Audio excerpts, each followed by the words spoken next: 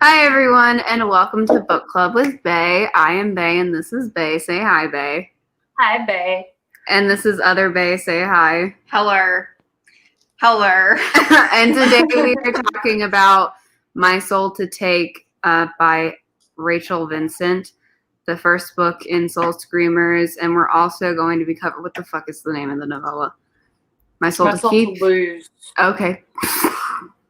Okay, My Soul to Lose. 0.5 in the Soul Screamer series by Rachel Vincent. We're just going to talk about them both here because the novella's short. It's fine. And Addie didn't read it because she's a loser. I didn't know. We discussed it. We discussed it. I didn't remember. Okay. You're like the good one. I know. Listen, I can have a bye. Like, how the fuck did I finish it a day early and read the novella? How am I, like, what? I finished reading it this morning in class. Like, I don't understand. Like, why am I the good one this week? I can read it right now. I can probably be done with it by the time. No, it's it's about an hour of double speed listening time. So it's about an hour for you to read. Can you guys talk about the novella for an hour? No, definitely not. All right, so let's just, before we get into everything, general feelings. Let's leave Addie out and let's just cover the novella first. Well, fine, I'll just leave, even though I'm right here. That looks really weird because it's my right. It's fine.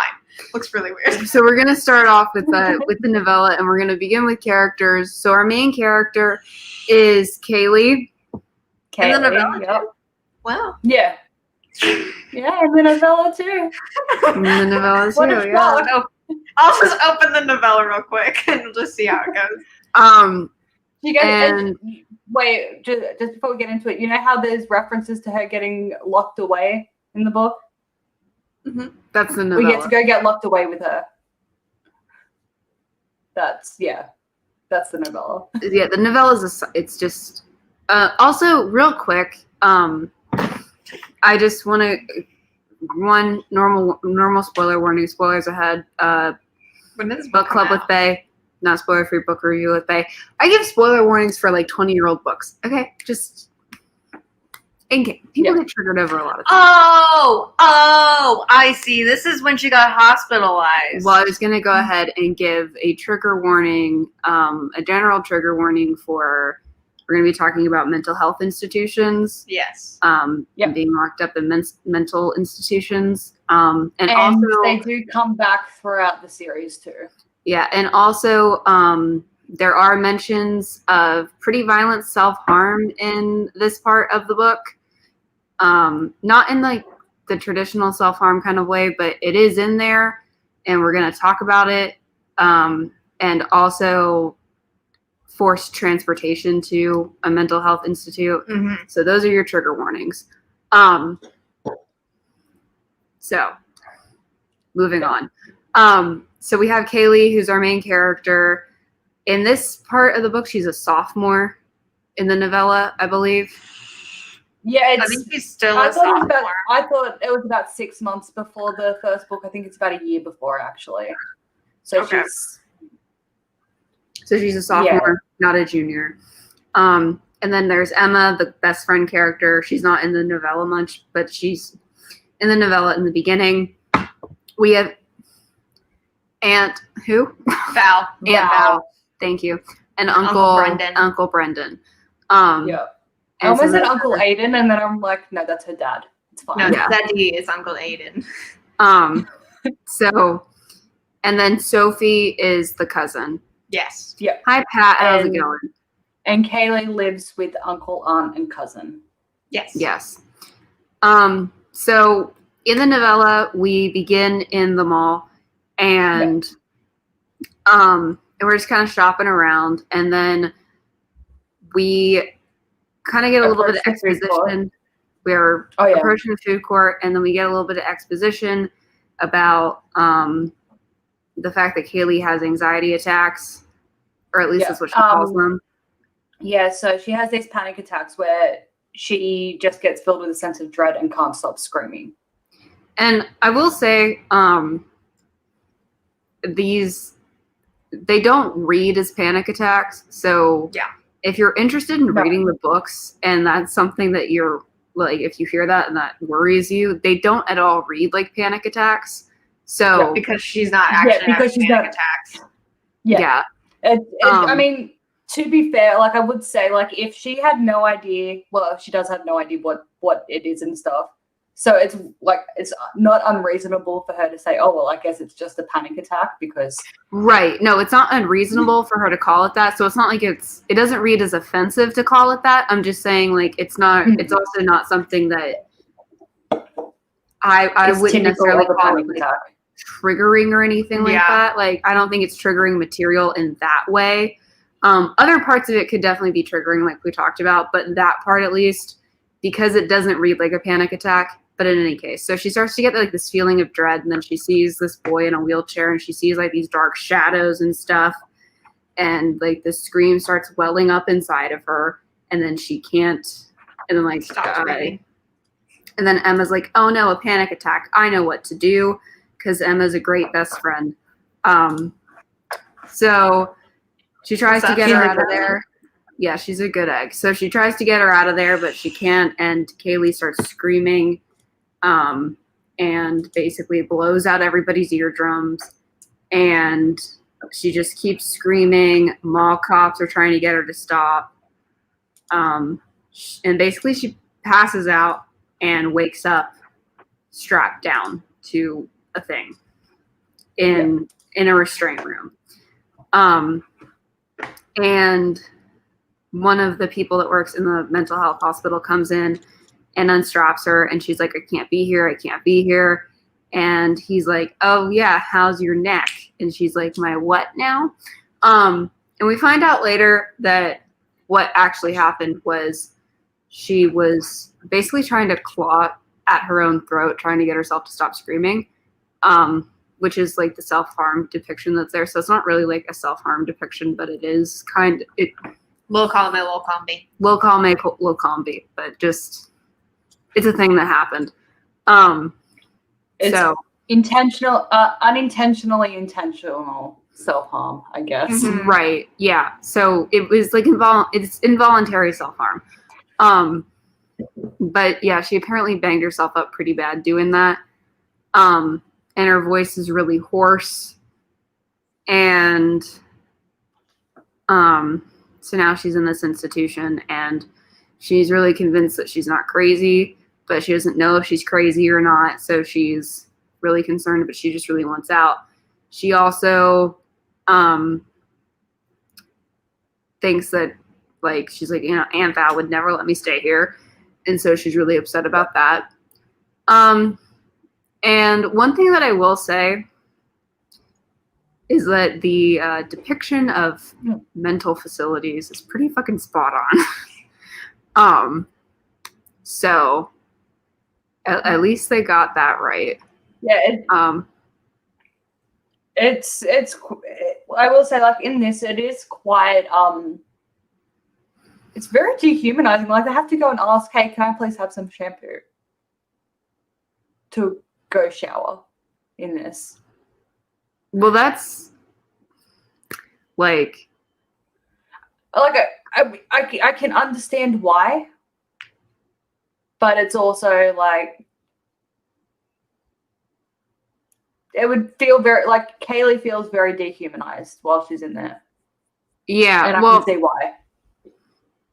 I will say this, like, when I was about Kaylee's age, I spent a couple of days in one, like, at least the way that it's described in one of these. These are like, this is like a short stay institution, so it's not a long-term one. This so one's this a is mixture. okay. But the way that it's described is like one that you would typically be in for maybe like a couple of days to maybe like a week or so, usually, before being transferred either out or to somewhere more long term. And in those types of places, you are checked on every 15 minutes like that. It's very irritating when you're trying to sleep.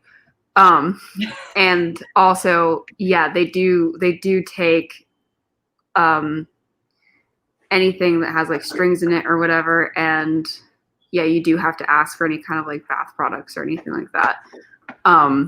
So yeah, it is quite like that. So yeah.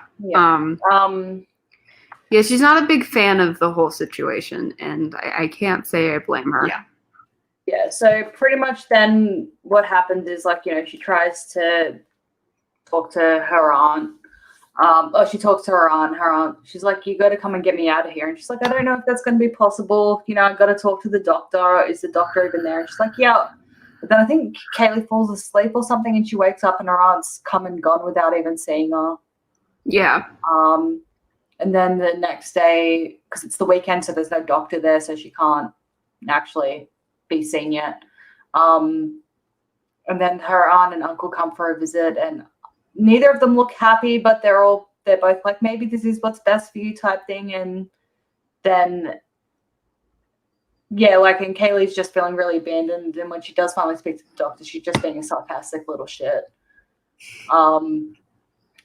Because, you know, until it gets to the point where the doctor's like, do you ever see anything that no one else can see? And she's like, well, fuck, I see like crittery things when I do a screamy scream.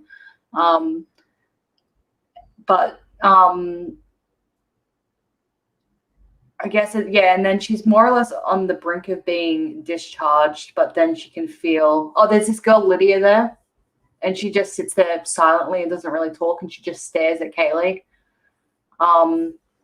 And then, Kaylee can feel a screamy scream coming on, and Lydia grabs her hand, drags her into another room, and she's like, I have to take it from you.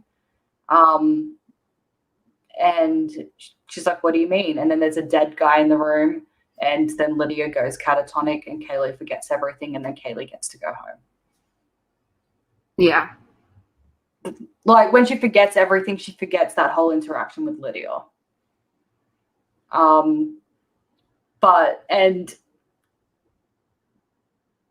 We do revisit Lakeside in future books, so it is, make sure you do read it out. But yeah, the novella doesn't, like, that's more or less just the plot of the novella. She gets locked away after screaming in the mall. She gets drugged up a bit, and then she gets to go home. But obviously as well, that does end up causing some issues for her in this book. Like, I mean, I personally probably wouldn't easily forgive being locked away in a mental institution against my own will for days. Especially when she finds out, like, get over it. The actual reason. Yeah, and that they knew. I'd be pissed. Yeah, I'd be pissed. I'd be pissed as well. I mean, like, it makes sense. Like, I can remember the first time I read the series, I'm just like, you people are awful. How could you have let that happen? But then I realized as well, I'm like, they didn't actually have much of a choice because it happened in a public setting. They wouldn't have checked her, and it would have been like a mandatory. Yeah, like something that the EMTs. Yeah, like if you catch someone trying to commit suicide or something, they just automatically get locked away for a 72-hour period for a psych eval. And yeah, I think her just screaming incessantly and trying to rip her and throat out would mandate a mandatory 72-hour hold. So I can't blame them, but it's also pretty shitty at the same time, because it didn't seem like that they were lobbying for her either. But yeah, so that's the novella in a nutshell. But yeah, Addie, definitely read it. I didn't know, okay? God. All right. Yeah. But you know what I did read? The book? I read the full book. Read it. And like, I didn't skim read it. Like, I actually read it. Because like, at first it took me a minute to get into it. And then as soon as like Nash was like, this is what you are, I was like, oh, I'm balls to the wall into this right now. Let's go. So characters real quick. Yeah, because we have more characters. So we got more characters. So we have Nash, who is Stefan, and we've got Todd, who is our Damon. I'm calling it now. I will say though, I cannot stand Todd's audiobook voice. He sounds like this. Yeah. Like, I'm sorry. This is Bailey. this is the diet version of Justine Eyre. Like The way that she does male voices. No, mostly Todd. Mostly Todd. to be fair. But his voice fucking just.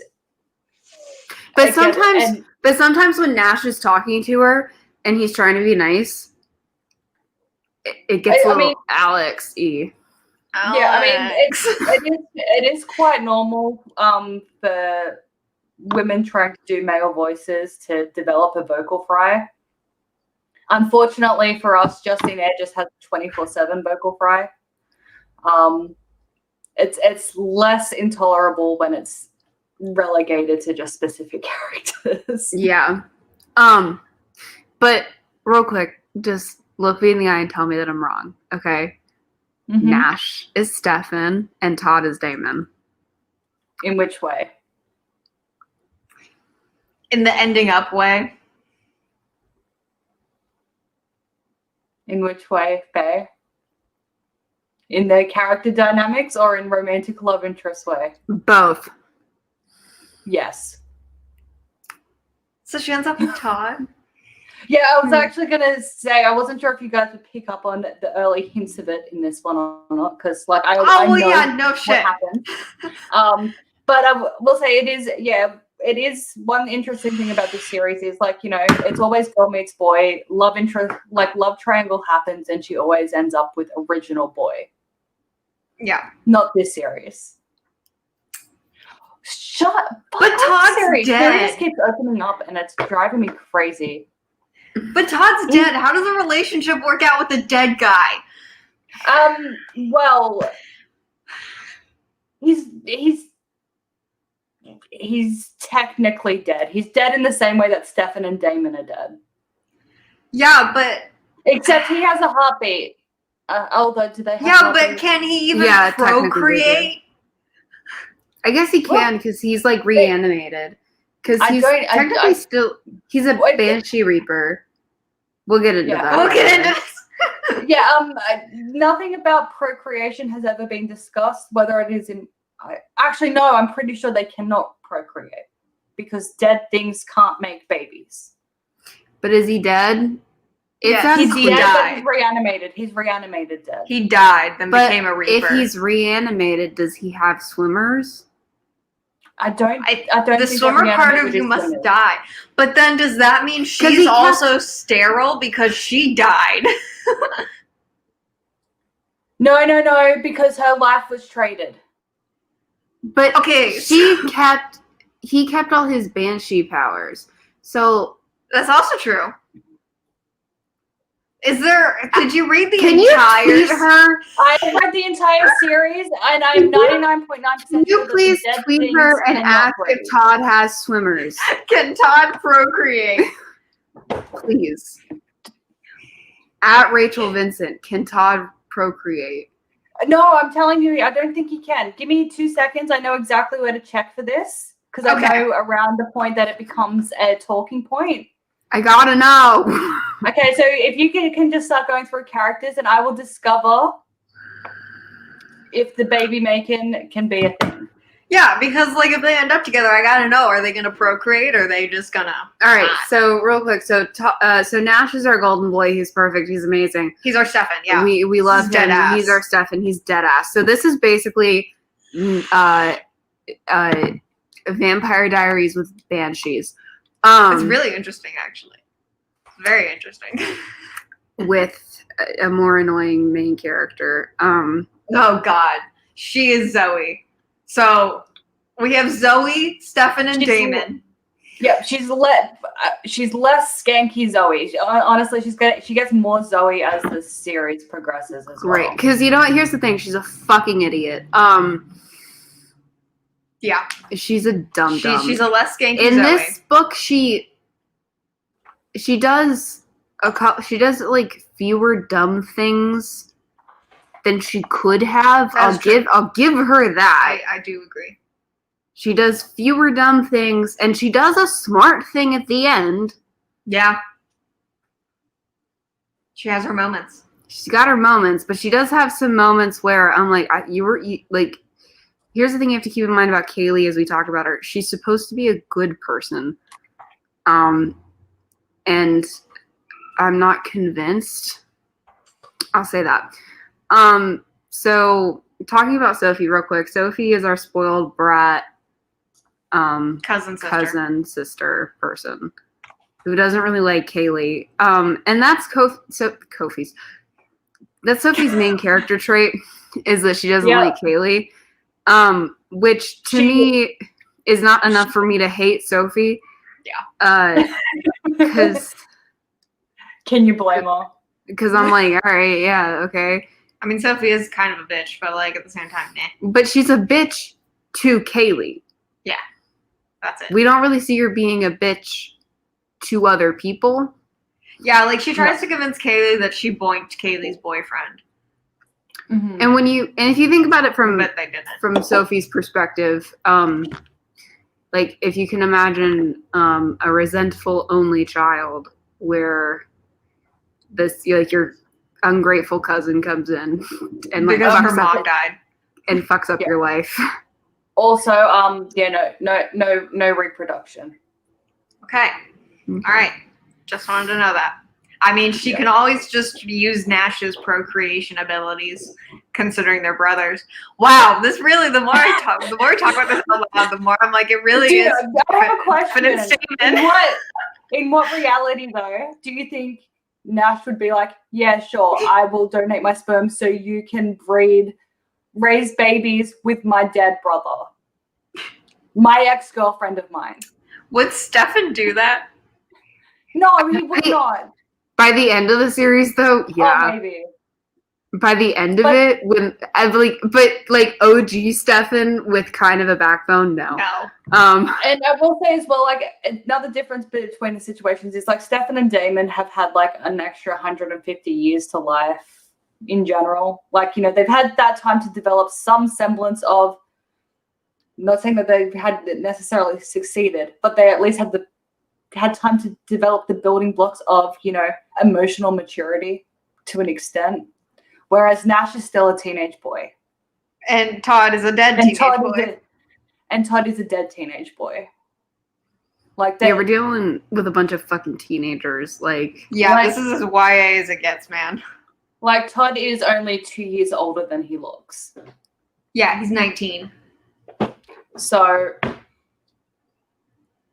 teenage boys that are actually like legit teenage boys, they're not necessarily emotionally mature. And by necessarily, I mean they're not. Yeah. Yeah. So who did she blink first? I can't remember. I don't think she does. I'm trying to think of if she boinks Nash. No, she wants to. So she only blinks the dead guy? Yeah. Good for her. It's technically not necrophilia, I guess. Well, like, is fucking a vampire necrophilia? No. I find the concept of screwing a vampire more creepy than screwing a reaper. And I'll tell you why. Because for all intents and purposes, reapers, from memory, it could change because she hasn't touched Todd in this book. So he might be cold. I don't know. But vampires are like ice cold. And I don't know if you've ever, like, they feel like a dead body. And I have touched a dead body. And they are not in any way, shape, or form. Have you never touched a dead body? No. Really? No. I've touched several. Well, I didn't really go up to my grandpa's casket and go poke. You know what I mean? Like, why not? Because I didn't. Okay. I mean, I didn't poke. Why would I? I poked a dead body upon discovering it.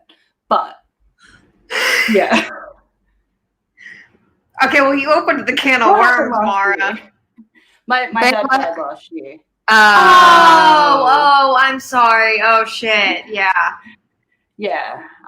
That's fair. I know you guys know. Yeah, and he was on the lounge. And, well, I didn't technically discover him. My mum and her carer did, but then I had to go and try and see, and yeah, he was. I thought we were about to get an epic forest Yeah, story. same. I thought we were about to get some Logan Paul shit up in here, but then it's so.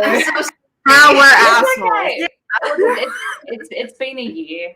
Oh, it's been 11 months, so it is what it is. But yeah, no, like I felt him, and I'm not gonna lie, even in that situation, right, touching him, just like as soon as I walked away, I was just like, how can someone fuck a vampire?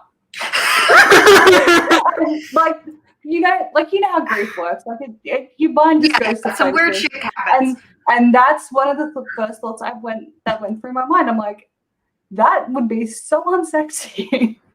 Someone who felt like that. Now the first time I touch a dead body, I'm gonna think that. Dead bodies are always like, I will say this because like because we're on the subject, I have seen a dead body both before and after they're embalmed. And I will say this, they always look like so much more normal before they're embalmed, I feel like. Yeah. Well, that's because after there, it's just so weird. Embalming's fucking weird. And like, all the fluid gets removed and I don't like it. I don't want to be embalmed. Like, leave my fluids where they are.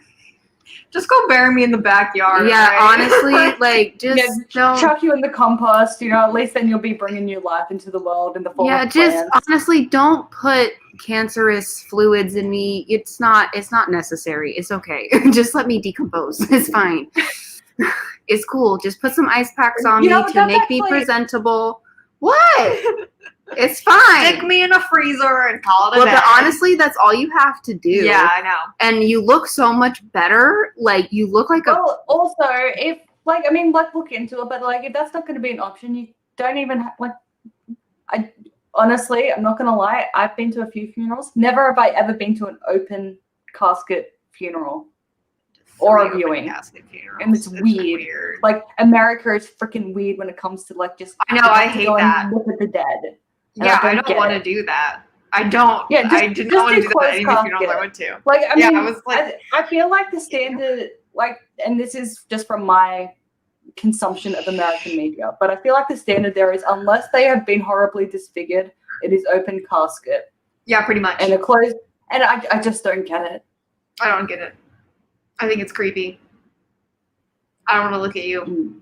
Because, especially if it's someone I knew, because two of the funerals I went to, it was someone I actually knew. Or I guess I've been to 4, but one of them was closed casket. I've been to so many funerals. But the 2 that were open, I would walk up, that I actually, went to the body. I would walk near it and then just be like. I think I've been to so many funerals that seeing dead bodies, in a funeral context, let me preface that. In a funeral context, doesn't creep me out. See, well, if I saw one in a medical context or in a cadaver context, I would be hands-on in that. I've played with rat cadavers, that's about it. Not in a creepy way, in a vet school way. What does weird me out more is just the weird embalmed look. It looks weird. Yeah, and then they put a bunch of makeup on them, and it's weird. I will say though, without the makeup, it's gross. White, but but you can still just tell because you can see it, and it's just let me decompose the way God intended. But in my personal opinion, dead bodies at funerals look a lot less creepy and weird when they're just not embalmed, because they just don't have that weird, awful, puffy look. I don't know. Yeah, embalming is. I know when to do it for the environment. But yeah, one of the things I was going to say before as well. Luckily, it is it's a growing thing. There's more providers available for this, for a fully natural funeral where you just get buried in effectively plyboard, thick, wood. You can also get buried in a nice wicker casket if you want to, so that it's nice and pretty, but it still decomposes and stuff like that with you, so it can still be pretty. Feel like Moses in the grave. Yeah. So you can be like in like a nice shroud, and then also like this nice wicker casket that it's also biodegradable, so that it's still nice and pretty, but so that you're not just in like a weird concrete box. I don't know, so you're not just like a weird mummy that never gets decomposed. Just bury me in the backyard and then grow a They garden. can't do that. What if they report it to the police? But and there they're are like, actually- "Hi, I'm gonna bury my wife in the backyard." There are actually nature preserves where you can do that though. All right, I'll have to tell my boyfriend. Yeah, they'll to bury put that in the will. you in like cardboard and then plant a tree over you. Oh fuck yeah, let's do that. There are Let's places do to do that.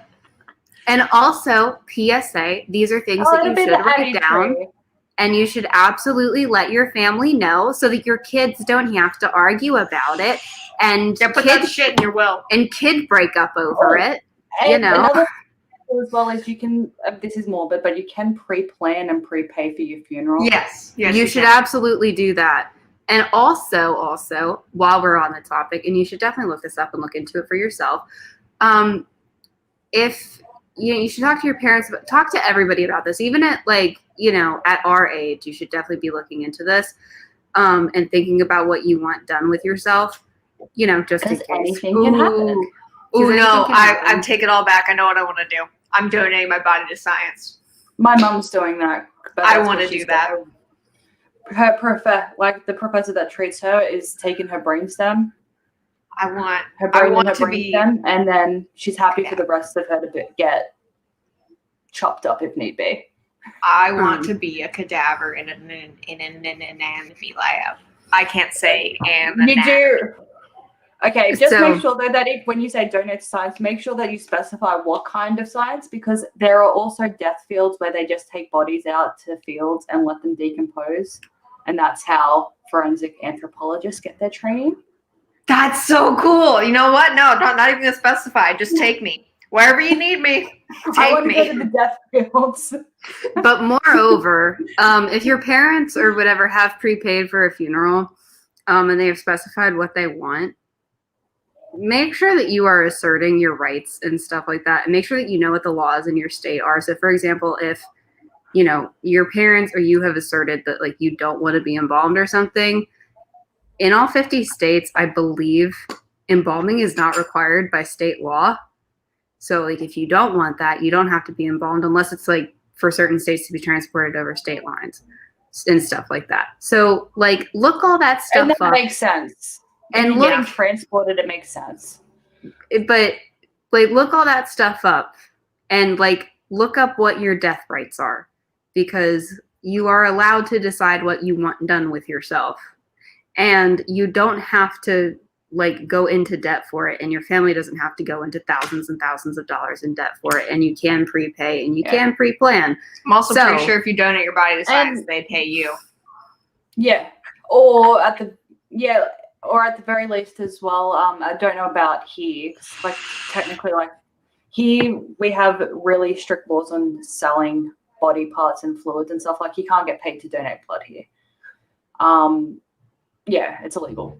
You get paid to donate blood here. Yes. Plasma. Sorry, just waited for the car. There we go. Sorry. That's okay. Ooh. So I don't know if there's a payment thing or if because they only take your body for 10 years and then the family gets it back and then they can do what they want with it, bury it or whatever. I don't think they're allowed to see it. You're not going to say 10 years. It's something like that. Honestly, I would be kind of interested. Yeah.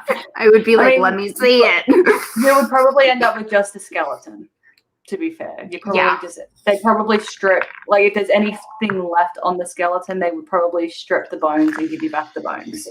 That'd be fucking dope. I know what I want. I know exactly what I want. You want to be a skeleton hanging in Bay's house? You want you want to be rearticulated, and you want to be a skeleton puppet. Yeah, because I want to own one of those myself, but they're $5,000, an actual person. I want to buy an actual person skeleton. I'm asking to get haunted. I'm aware. but I want one. Are we Okay, morbid? so- Look, we're not So morbid. maybe I'm an artist that draws bones. I would say all right? perhaps maybe say, Mummy, Daddy, dearest, who I love and adore so much. I am but your daughter, and can you please put in your funeral arrangements that I get your skeleton? Actually, okay, I just watched a video on this. You can't do that. Fuck. Because I watched a video on it. So you should look up the channel Ask a Mortician. You would really like it. Ooh, I would. Because it's all about like death and stuff. It's great. We're going off on this tangent. Yeah. And so basically, because doing that would technically be desecrating a corpse, you're not allowed to do it. Which is annoying. What if yeah, it's so her only chance would be of having a skeleton puppet would be to get like ancient remains. Yes. No, you can buy like normal, like you can buy them. But How? Because a lot of times they're sourced from places. Yeah. Not happy places. I know what you're talking about, yeah. Okay. The bad place. We're in the bad place. Yes, hell. Yeah. The skeleton. Well, honestly, if I was offered the option to have a skeleton straight from hell, I would consider it. So back to the book. Yeah, Anyway. yeah. So they're about 5,000 to 6,000. we have fun here.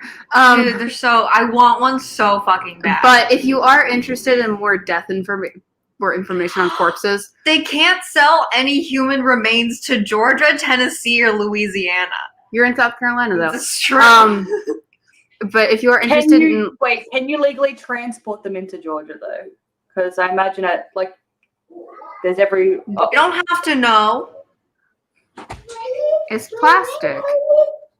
Did you get one? Like Dr. Cook had one. She had a real one. So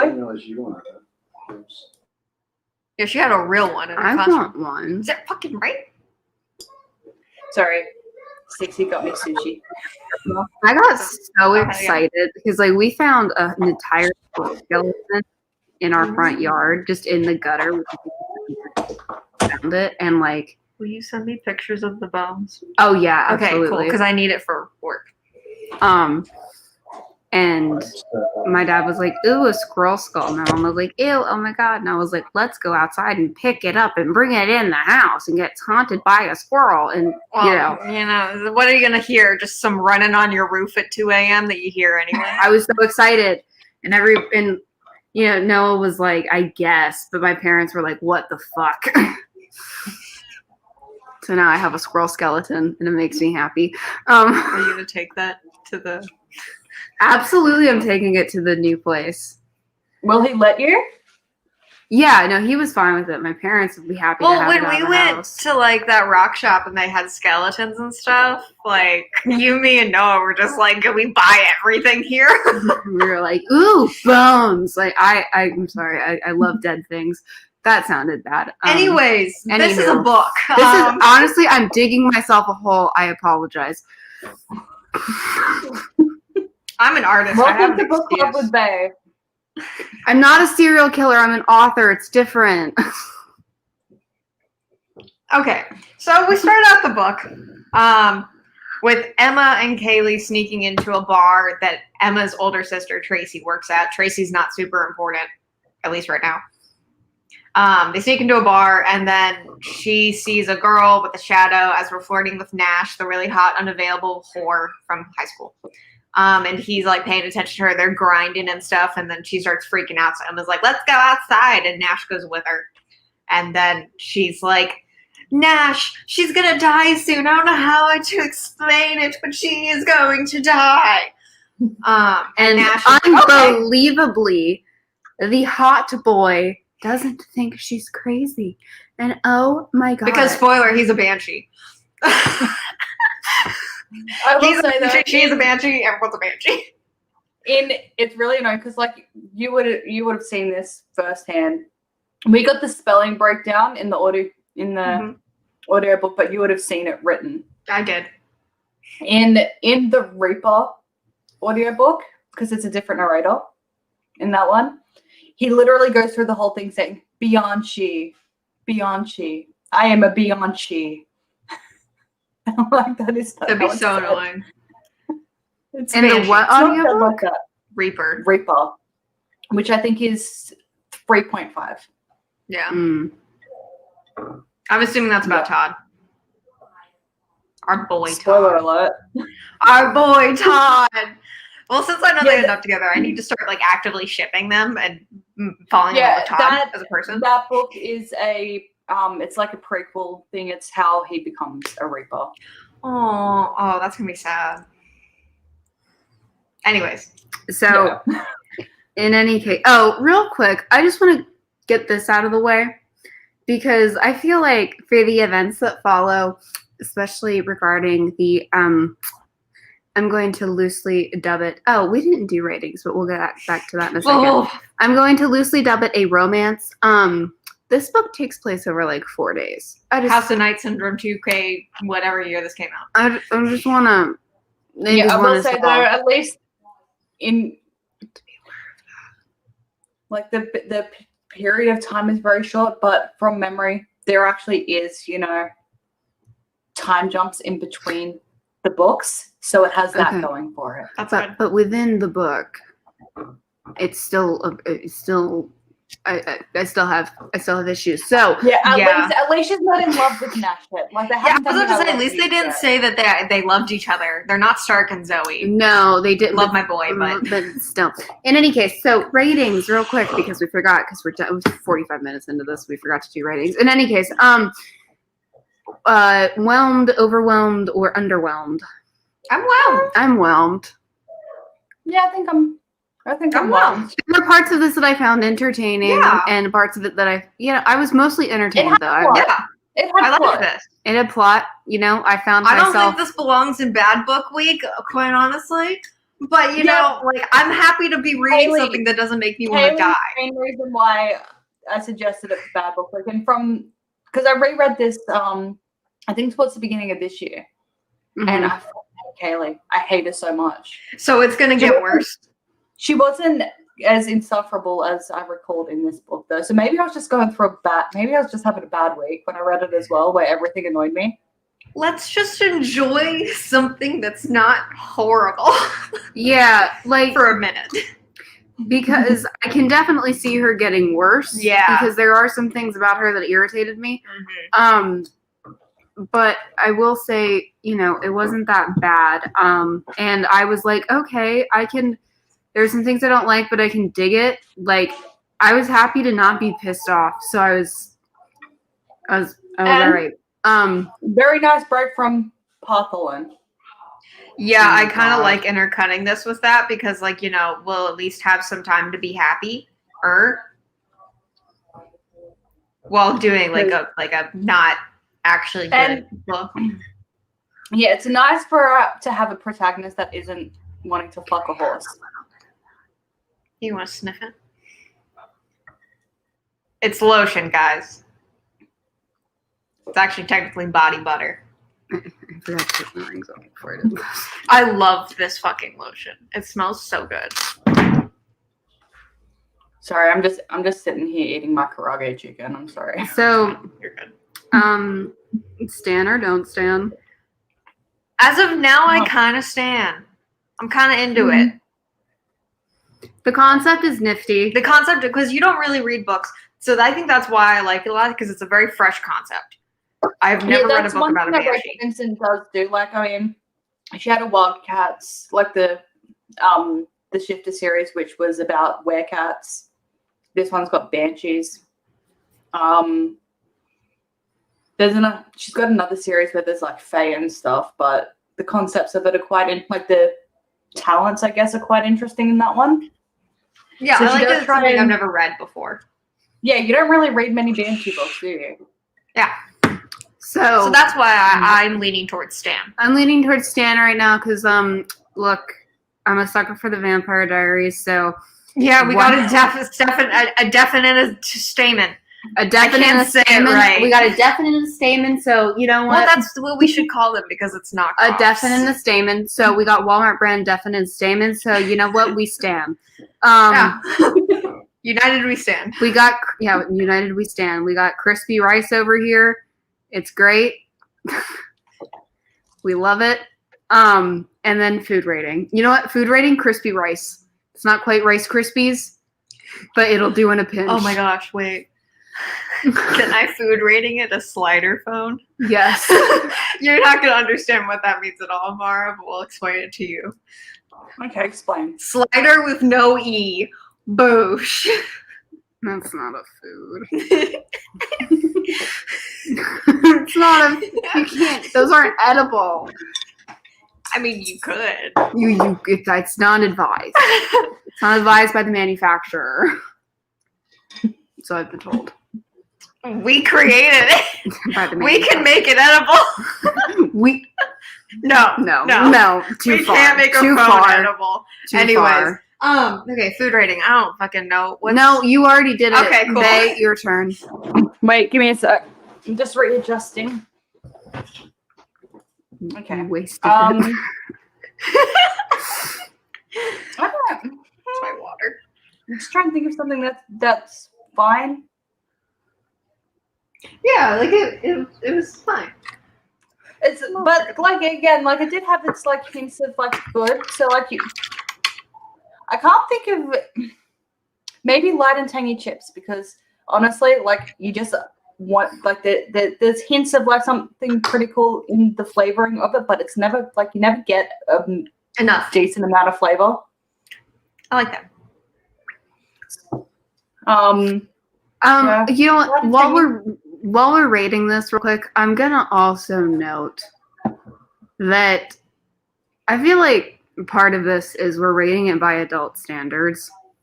Yeah. And if I'm gonna drop my rating to like a YA standard of rating something, If I was 16 while I was reading. Oh, I would stand this so hard. I did stand it so hard. gosh. I read this when I was like in my teens, and I was like, "Yep." I would love the fuck out of this. I'm not gonna lie. I was devastated when Todd became a love interest because I was like, "But Kaylee and Nash." But and she ended up- Nash. And then when she ended up with Todd, I was just like, "That's not how YA works. That's not how this works."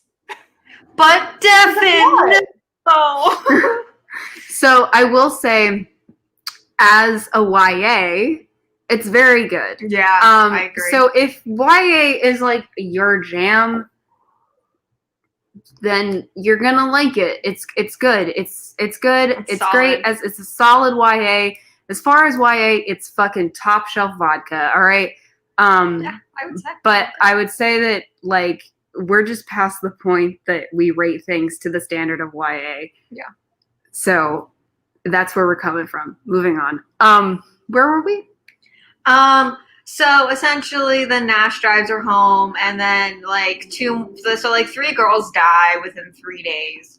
And she's freaking You out. just She skipped a bunch of shit, dude. Well, what Yeah, happened? Her and Nash make out? I don't care. You skipped no. all the things. She went to work. Emma's grounded. What do you want?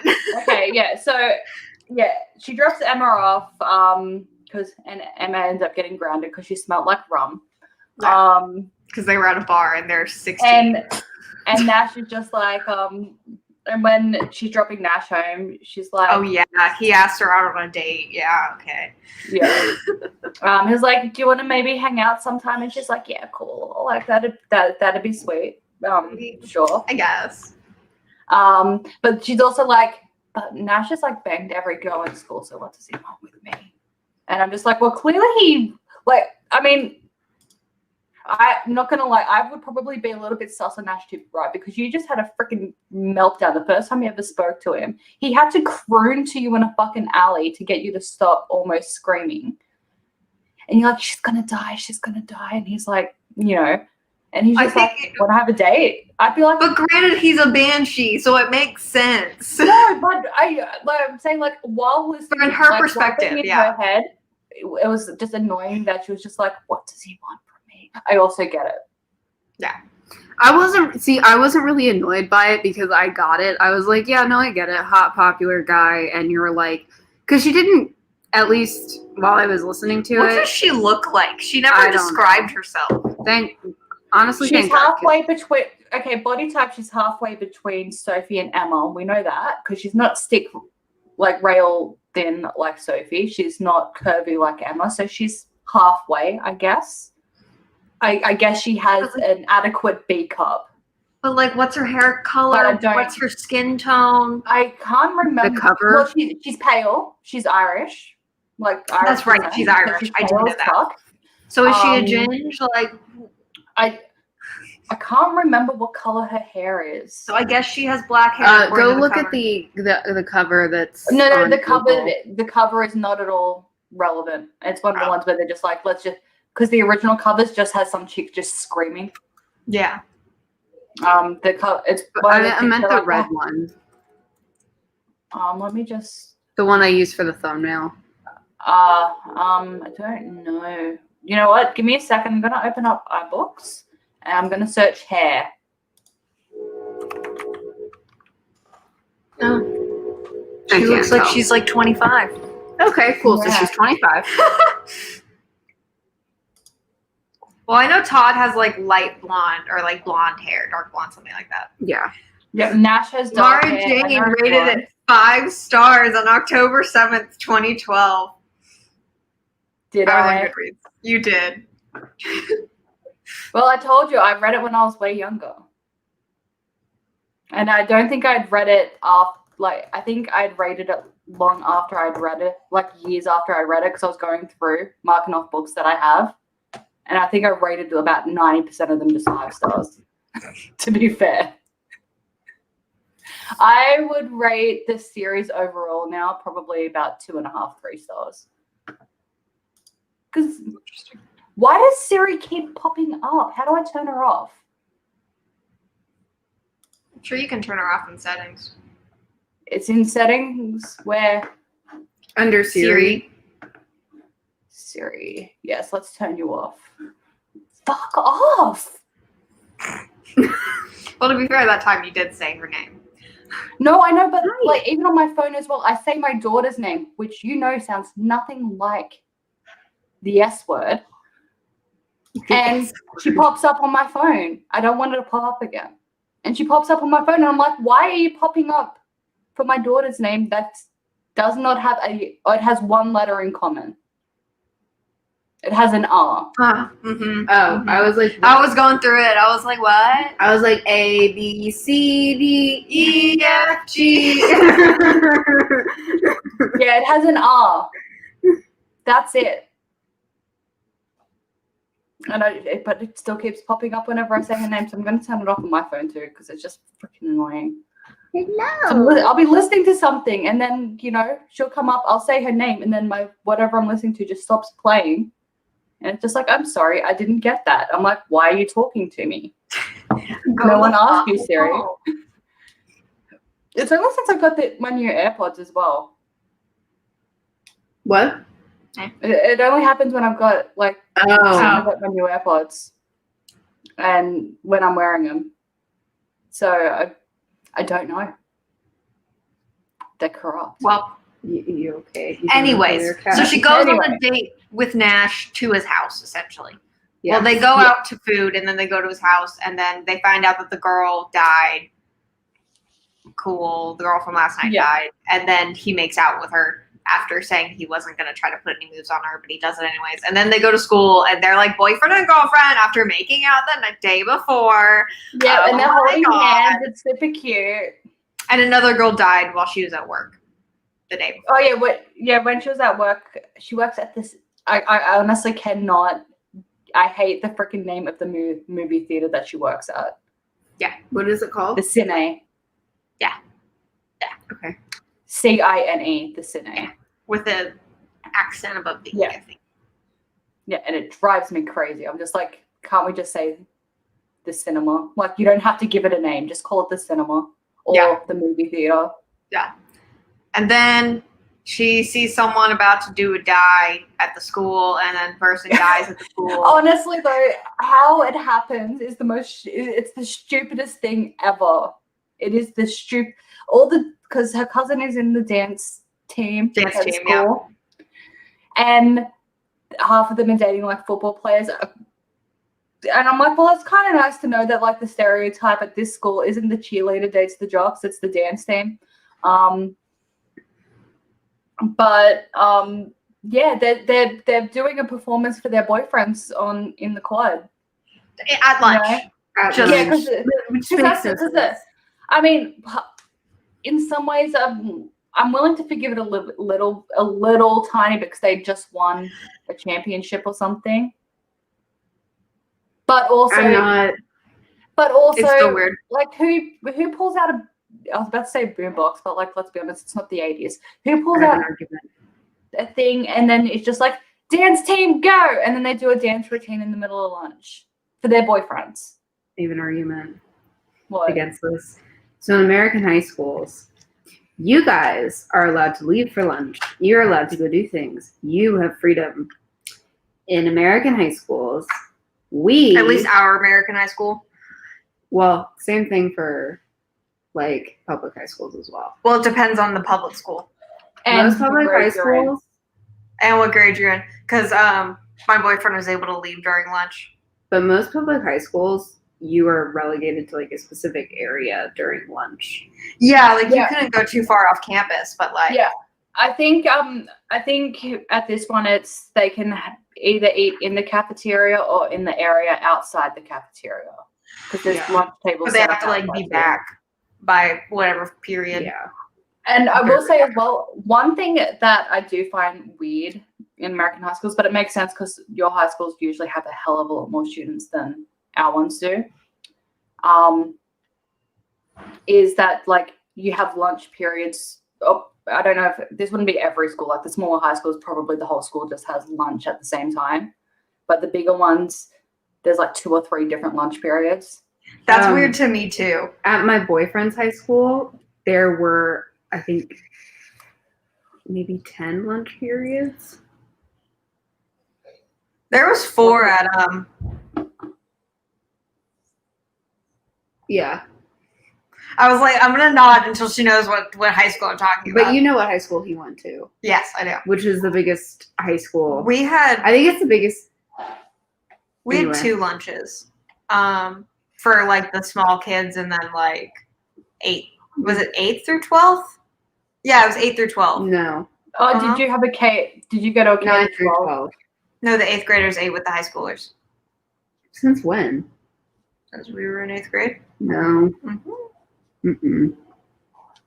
Not when we were in 8th grade. No. That might have happened my senior year then. Yeah, not when we were in 8th grade. That might have started happening because I remember. Because remember, our 8th grade schedule was. We had 3rd period then lunch, right? Yep. Not 4th period then lunch. Yep. Yeah. That must have happened. Yeah, my senior year then. Yeah.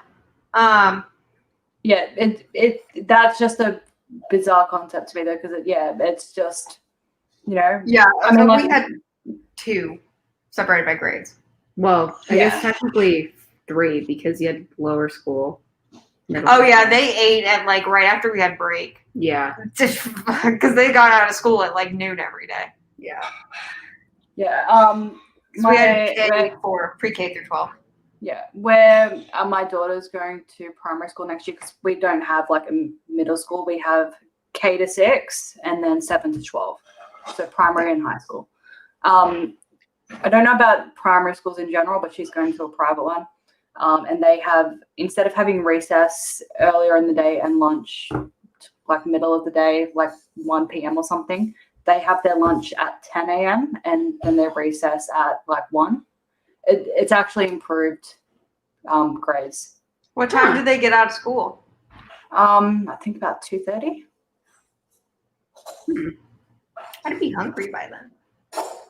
Oh, well, they can eat during recess. They have snacks during recess and stuff.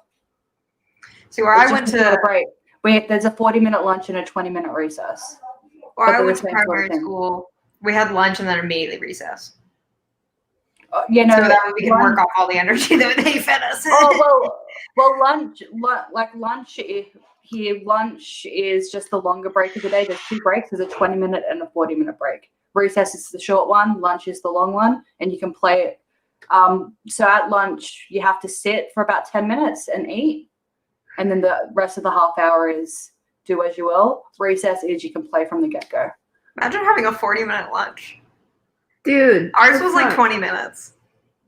And like sometimes on like the days that they had actually good food in the cafeteria, I mean, you wouldn't get your lunch until the 5-minute bell rang. Well, we also don't do cafeterias here either. There's canteens where you can go up and buy food, and you can, if you want to have canteen food for lunch, you do a lunch order. This is in primary school. You do a lunch order, and so then it gets delivered to your classroom just before lunch starts. In high school, there's the canteen as well, and you have to line up to buy that, but most people just take their food. Yeah, there's no set sitting eating area in high school. It's just wherever you sit is where you sit, but no eating on the sports oval though. That's only for playing. So you have to eat in the quad or whatever, and then go to the oval to play. You could, I mean, I would used to like like my senior year, I would eat lunch like in classrooms that I liked the teacher. I would just go to their classroom and eat, and then I'd get discovered and then get in trouble for not being in the cafeteria. We used to do that like in like 9th grade as well, and we got in huge trouble for it. Where did we go in 9th grade? Bow. I don't know. You remember that? I don't remember that. It was really early on because we didn't get to do it for very long. Yeah. Well, senior year, they kind of stopped giving a shit about you. They're just like, you're just going to go sit in this person's classroom. There's nothing we can fucking do, is there?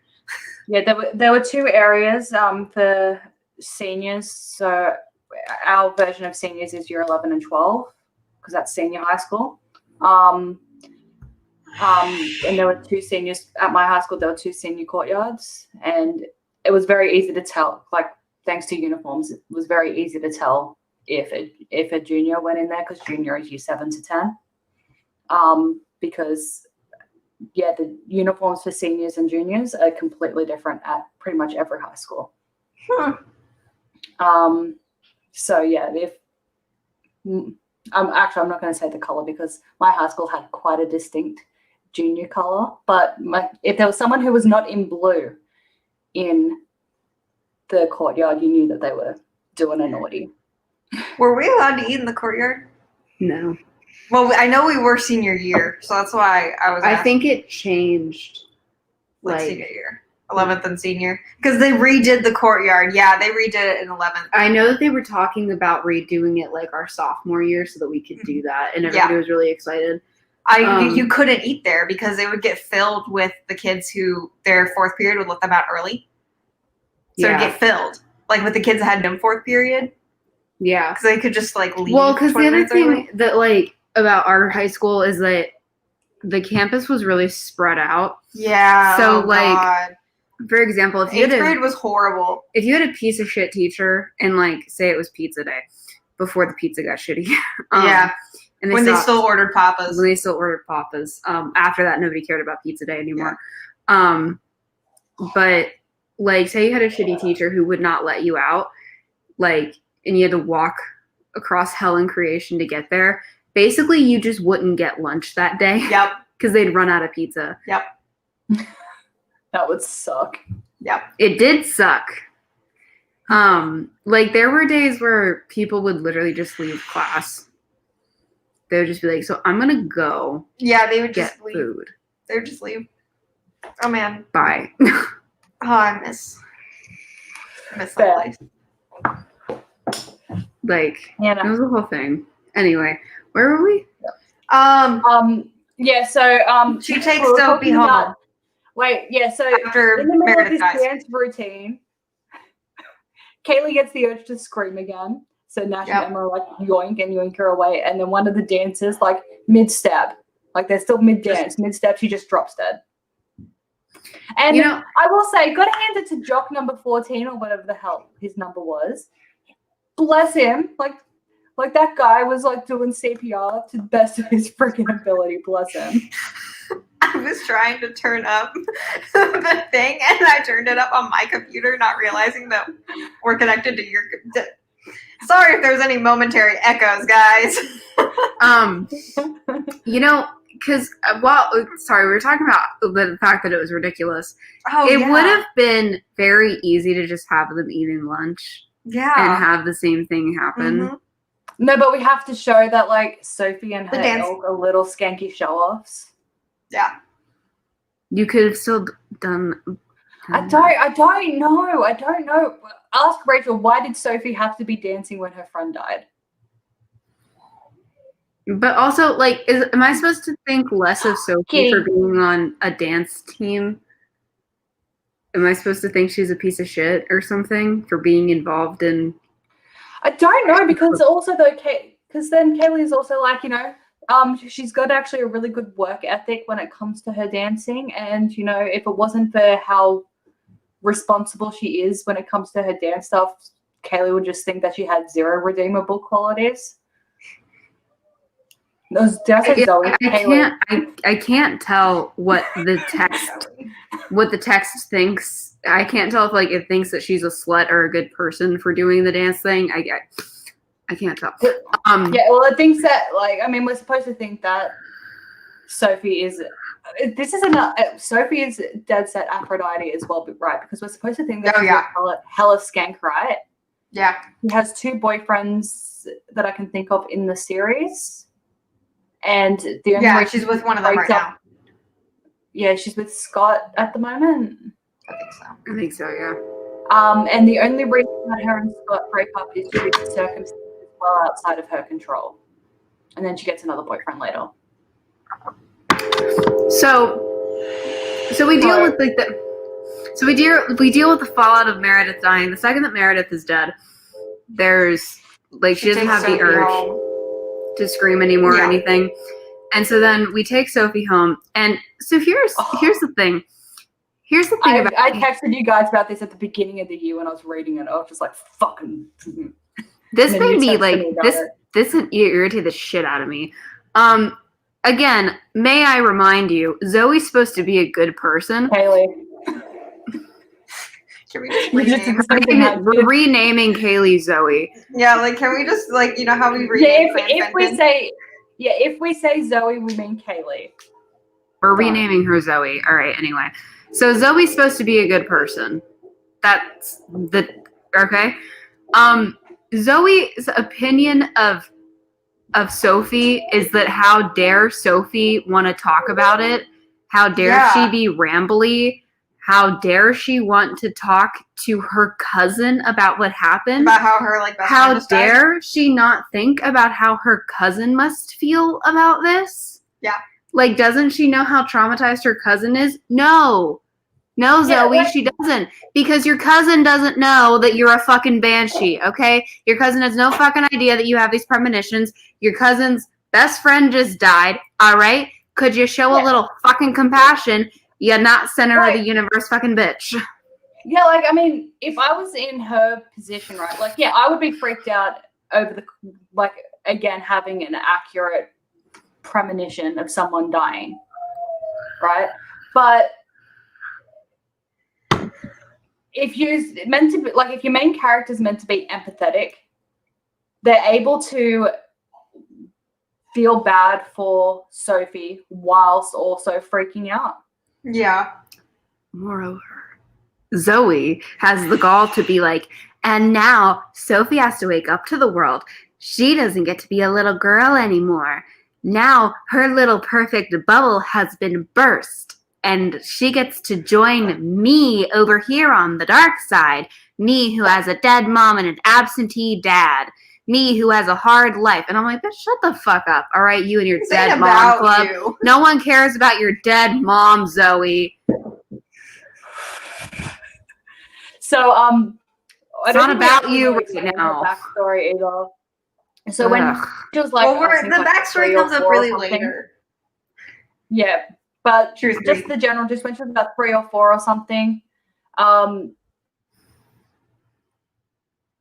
her dad could cope, so he gave her to his brother and moved to Ireland. Yeah, that's her damage. That and the psych ward and the screaming in general. Yeah. And she decides and because that. Sorry. I was gonna say, and just because we've been talking about the fact that she's a banshee and stuff, she doesn't know she's a banshee yet at this point. Still, Yeah, she still doesn't know. Yeah, we're almost there. We're almost there. But I will say that Zoe decides that this backstory makes her a superior person, while her cousin is traumatized. Is 5 just minutes. Watched one of her best friends die. Right, 5 minutes ago. Okay, I just want to point that out. Like, it is tragic, and I'm sorry for you, but you've had like 10 years to deal with it. And you're 5 minutes ago. All right, it's fresh. Okay, Jesus. Yeah, and so after, I mean, I will say as well. I do think though she wrote the aftermath at the school, like, decently, because they put the school in lockdown because someone just randomly dropped dead and there was no clear reason as to why. And so everyone is so they're all locked in the cafeteria and stuff. And it's going on about how this doesn't feel like the way that it felt when we do our drills. And one of the things as well is when a school goes into lockdown, you're expecting there to be an active shooter on campus or something like that. Yeah, that's always what you expect. And whereas so that in a lockdown perspective, she was saying you would think that it'd be but it was just mass confusion. They were just she was fine and then she was dead and no one knows why, and it was just weird. And I think she tried wrote how everyone was kind of the vibe of just the confusion of it all. Well, yeah, I like how that was handled. I've been in a lockdown. Can confirm it's fucking weird. That's still so crazy to me. Yeah, it's. I mean, I'm not saying that people wouldn't be confused or whatever during fucking ever. Also, real lockdowns last for so long. Yeah, because the cops have to come in and sweep the entire they have to sweep everything. And also, okay, so when we were fun story, when I was in a lockdown, I wound up in this really long college, right? Yeah, I wound up in this really long back hallway. They thought there was an active shooter on campus. I remember hearing about that in the news. Yeah. I wound up in this really long back hallway, right? And they locked both doors. And so I was in the middle of the hallway, helpfully good place to be. under one of the Wi-Fi routers, which was useful because I grabbed my bag even though they told us not to. Oh, fuck yeah. I was I'm grabbing it. So yeah, grab a lot of us had our computers, which was helpful. And, so we had outlets and Wi-Fi and everything. So that was useful. But a lot of us just started talking. And so we made some temporary friends on lockdown. But we were chatting about it, and we were lockdown buddies. And we were if an active shooter, because you get morbid in these situations, really, an active shooter comes in. Yeah. We can't run. None of us can get the fuck out of here. So if somebody comes in, we're all gonna die. Well, how many people were there? A lot. So they wouldn't have enough bullets for that. Maybe. Depends on what kind of gun they brought in. You have the advantage, right, of being in the middle. So therefore, let's here for a second. So you cut out there for a minute. And he'd come in. Either door. Oh, sorry. Regardless of what door he came in, there would have been a few people to mow through before he got to you. So you would have been covered in blood. That's true. I could have pulled some people on top of me before. Yeah. Human shields. Yeah. Human shields. Well, isn't there that law in Georgia, campus carry law now? Yes, there is. So I know, I'm friends with a bunch of people who carried on campus, but that wasn't active then. So, yeah, that's when it started becoming. But yeah, we were all my school still tried to say you couldn't take them into classrooms and stuff like that. My school was nope, you can leave them in your cars and that's it. That's our law. Well, that's helpful. Yeah. It kind of regardless of whether or not you agree with on campus in general or whatever, the school policy there defies the point of the law. Yeah. If you can't, and if you're the whole point if you're not to have them on your person. And if you're at a not private college, which neither of us went to or go to private colleges, we go to state colleges, so they have to follow state laws. Yeah. But then they just don't. I know that every single one of my friends carried on campus. I didn't know anyone who did, except for maybe. I know one person who probably did. I know one person who probably did too. I know who you're talking about. I know exactly who you're talking about. I'm gonna text you. Yeah. And yeah, well, I know a bunch of people who did, and I know the people who didn't at least did in their cars.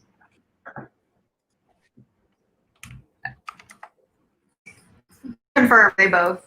Yeah. It's not going to help you. She still does.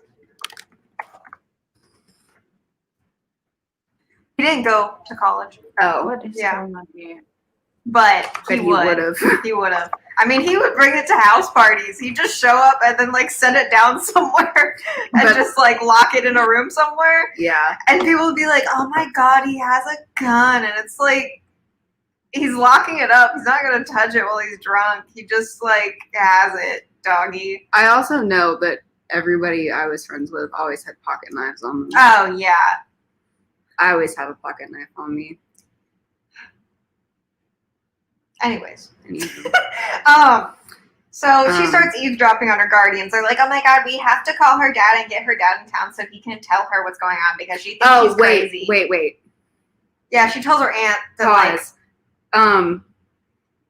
What's his Nash calls her and he's like, "Don't tell anybody anything." Oh please." yeah. And so this dumb bitch, he's Immediately like, tells her aunt. "I'll explain everything." And so she's like, "Hey, Aunt Val, I know you're drunk, God. but like, Val's a fucking mess." She's like, "I'm gonna tell you the thing," and Val's like, "Yeah," and then she's talking to Uncle Brent. The Aunt Val's talking to Uncle Brent, and she's like, "We have to tell her she can't. She has to know that she's living on borrowed time." And she's like, "What does it mean that I'm living on borrowed time? Do I have brain cancer?" Yeah, she convinces herself she has brain cancer, which was just, really fun for me to read, especially. Like with the information she had. Yeah, with the information she had at the time. Like, that's not a symptom. I'm telling you point blank, that's not a symptom. No. Screaming a lot is not a symptom. Funny thing, you have Tourette's as well. Fuck. It made me so mad because then she calls Nash and she's like, "I have brain cancer." And I'm like, "I'm going to literally assassinate you." Yeah, that I was like, this is the dumbest thing because she's 16. She's a moron. She's an idiot. Yeah, she's a fucking moron. But then Nash is like, "All right, I can't handle this. I'm coming to pick you up." And then he's like, "You're a banshee. You don't have brain cancer. You fucking honestly, bitch." I'm not gonna lie. The way he says it, the way he said that though, I got a flashback to like the movie, like the first Harry Potter movie, where he's like, "You're a wizard, Harry." I just got "You're a banshee." Yeah, banshee, Zoe. Yeah, Kaylee. But then like. But then also, as she's finding out about all this stuff, she never figures out what "you're living on borrowed time" means. Oh, and like she's just through the book continually, because like I figured it out the second they started talking about it. I was like, "Oh, somebody swapsied her." Duh. Yeah, as soon as I found out you could swapsie. I mean, like I understand, like, you know, why her brain didn't initially go there, but they do discuss, you know, if someone dies and then you bring him back, someone else will die in their place. Yeah. And then they also discuss and then they also like later discuss, before they tell her that all that happened, they also discuss like, because they're like, "Oh, so you can just do that," and then they're like, "Well, here's the thing, if you do that, whoever you bring back, like, that just replaces their lifespan." So, like for example, if you replace, like, the young person with an old person, they're going to die in 6 months. Yeah, because that happened. That's a story that Todd had. Yeah. The little baby, like, the 3-year-old will then die in 6 months. Yeah. So I was like, okay, so her... Yeah. You know? I mean, in that situation, though, like, as a parent, like, I would still happily, even if I knew that I was only buying an extra 6 months, I would still do it.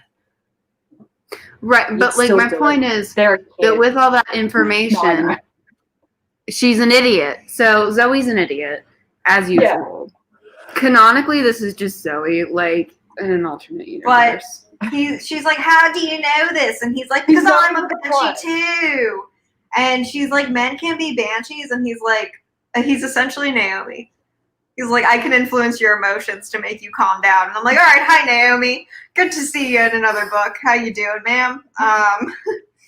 But like, Yeah, honestly, but like, there's a ton of exposition. here's the thing. I don't know. Did I you catch on to this too? That essentially, like, because like I knew she was a banshee because you told me this book was about banshees. Yeah. When the second he was like, she was having a panic attack, and he was like, oh, okay. I was like, he's a male, whatever the fuck she is. Oh yeah. As soon as he was like on board with everything, I was like, all right, cool. So he's one. I was like, he's way too cool with this. Yeah. Like, he's way too cool. Because, Yeah. like, teenage boys are not cool with breakdowns. Like, no, they run. Men in general are like, can I get you a blanket? I mean, what do I do? maybe if they'd been together for like 2 years by this point, you know, they got together in like freshman year or something. He probably still wouldn't be as cool as he is as he is, but he wouldn't be like necessarily running for the hills either, because you know he's known her for 2 years. They've been together, but the first night you ever have a conversation, he's just like, "This is fine." Yeah, that's why I was like, fine. hot guy. I was like, hot guy. This is fine. He's a male. Whatever the fuck. Yeah. Yep. I do like though as well. When she was like, "There's no stories about male band." You girls are kind of noticeable. I did like that. I was just like, we scream the fuck out of ourselves. When guys, you guys are just obvious. We're in a assist role, like. But essentially, if they work together, she can like grab the soul, and he can put it back in the body. Yeah. So she's like, and everyone. And he's like, no. Yeah. And he's like, slow your roll, motherfucker. No. And she's like, why not? And he's like, let me introduce you to someone. And he's like, can I explain all the rules before you start getting uppity? And she's like, I guess. But then like then Nash does the annoying thing that people in books do, which is not explain all the rules so that the dumb uppity bitch, Zoe, can do dumb shit and then be like, then why didn't you explain all the rules? And I can be like, yeah, why didn't you explain all the rules, Nash? Then he can be like, you. Yeah, which literally. And then and then Zoe can be like, why not? And he can be like, because overwhelming is bad. And she can be like, stop lying to me like 5 times. And then he can be like, oh, ever do it again. And then he does it again. And then she does something else that's stupid. And everybody goes, why are you an idiot? And she's like, because I'm an uppity idiot. And then we have to just keep going through this cycle of her being an uppity idiot. Which basically happens because he doesn't tell her everything. And then he's just like, let me introduce you to someone. And we go see a Grim Reaper. Did you see this coming? Did you see this coming? Like how, like the Grim relationship? The second that we met Todd? Did you see that they were going to be brothers?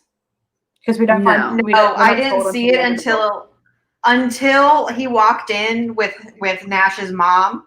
I was like, interesting. I was like, interesting. And then I didn't know it till they said it. I can't remember what I thought the first time I read it. I just knew that there was a lot more to their relationship than what was being told. Yeah. Because the two of them got really funny every time. It was like, friends. you knew each other when he was still alive, right? Yeah, I thought it was maybe I was thinking childhood friends. That's what I thought it was. Also, this is not a Wattpad book. This is a real published book. But I didn't. I like kind of thought that this would be a love triangle between the three of them. But then, as soon as I found out they were brothers, I was like, all right, cool. Yeah, this is definitely a love triangle. Honestly, from like the first conversation when he was like, I want your name, I was like, so you want to boink, right? I was like, they're gonna boink.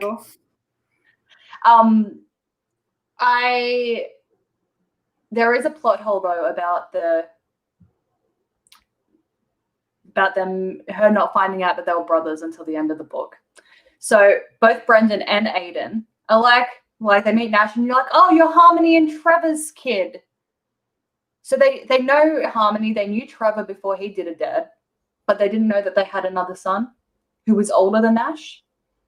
They Because they That is a mentioned plot Todd hole. by name. They mentioned Todd by name to both of them. Oh, Nash, you knew this Grim Reaper Todd before he died. Is it your brother? Yeah, they would have known. They would have They would have known. They would have known. They would have known that Harmony's son Todd died. Yeah. I mean, but then again, there are a lot of people in the world named Todd. As soon as they hear Nash's name, they know. No, I know, but as soon as they hear Nash's name, right, they know. Oh, you must be Harmony's son. And then if they know that someone like Reapers have to die in order to become Reapers, and they're like, oh, this kid named Todd, who is Harmony's son, died, and now we know a Reaper named Todd. That's a bit of a coinky-dink. Like, I think that Nash knew before he died, because they know yeah. They would. Okay, then no, Aiden and I forgot about that part. Then they should have known. Yeah, I did forget though, because I knew this, and then when Kaylee says something, and then when she gets told, like, well after she's met Todd, that he had to die to become a Reaper and stuff, I was just like, oh, that's right, they didn't tell her initially, and I was just really confused as to why she was so shocked by that, and then I remembered, that wasn't part of the earlier conversation, but it makes sense. Like, why would you have someone killing people that's still alive? Yeah. Like, was that a shock to you that he had to die to be one? Here's one redeeming quality about the fact that they don't tell her everything at once. One, that's really hard on the reader. Info dumps. I would say that's probably why it is spread out. Yeah. And two, so like I'm not necessarily criticizing it. So one, it's hard on the reader, and two, also, it is a lot. Like, if you're thinking about a normal person who's growing up like this, you wouldn't have all the information given to you at once anyway. Yeah. When you're learning about a way of like, for example, normal life, right? You don't learn about taxes all in one day. No, and you learn about taxes. You learn about like how babies are made. That's a decade-long process. Right. Like you learn about when you're little that a mommy and daddy are needed, and then just bit by bit you just get. And they love each other very much. Or sometimes they don't. And you don't tell your kid that.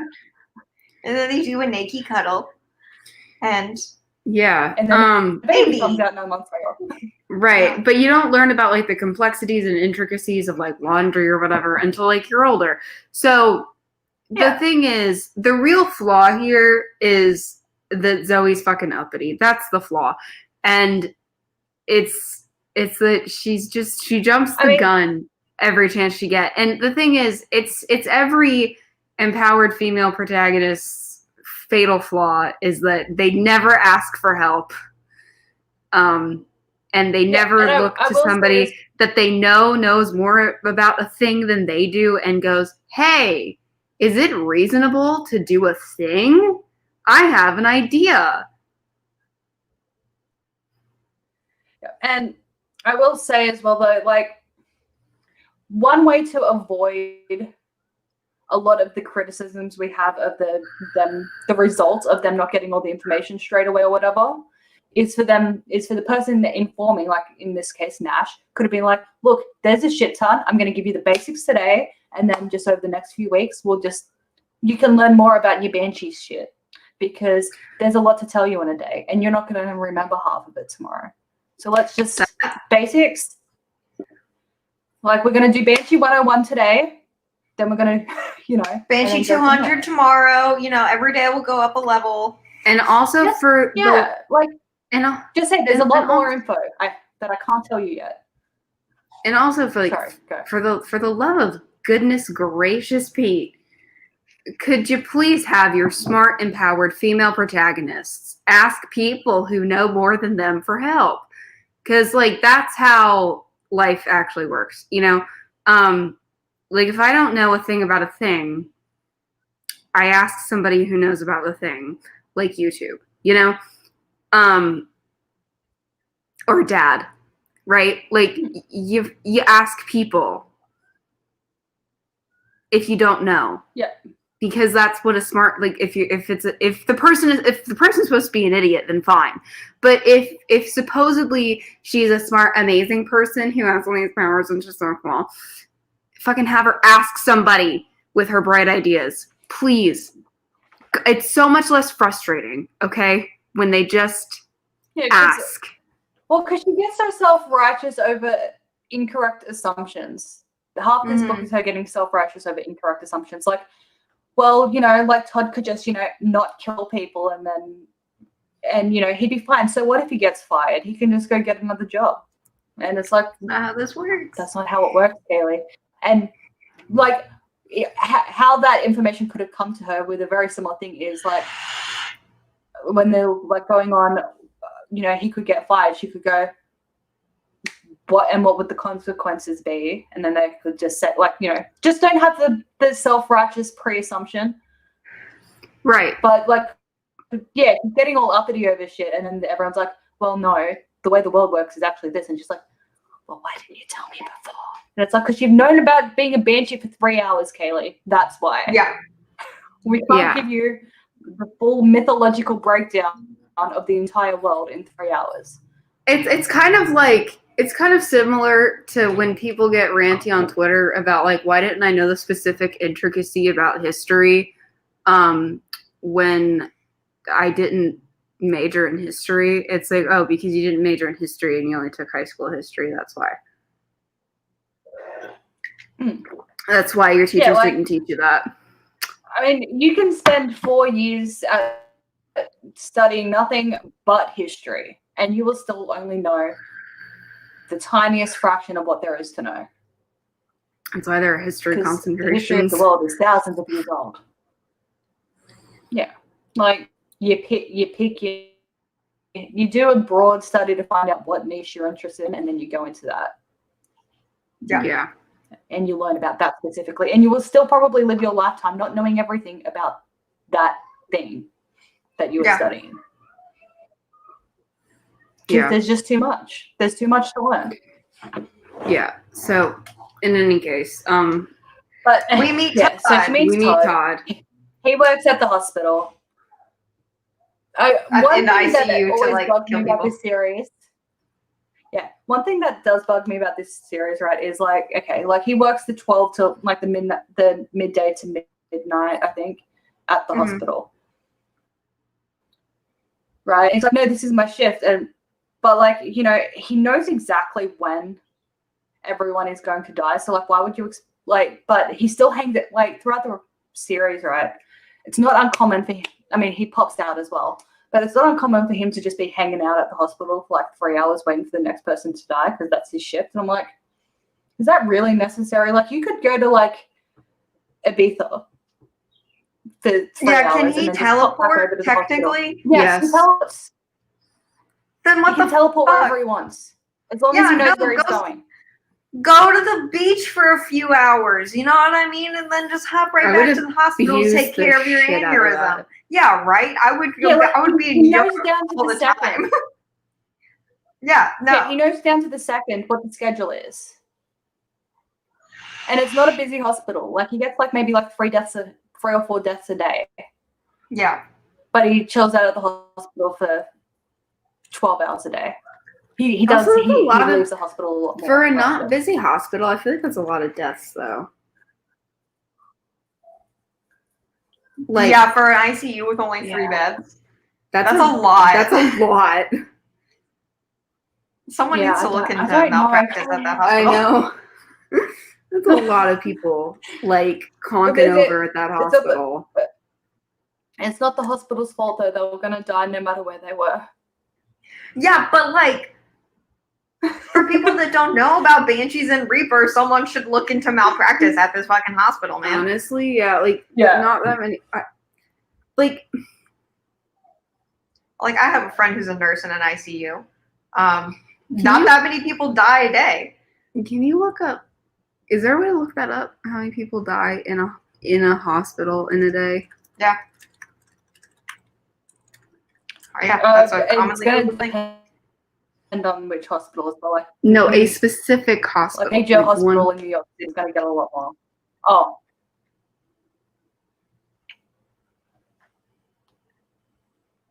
An average hospital has 0.32 deaths per day. So not even one death per day, really.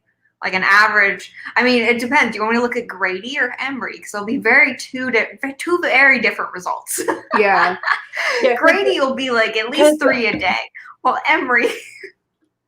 Yeah, like I mean, I would imagine like a hospital in where a lot of people from, for example, downtown Chicago, they would probably have a higher average death a day.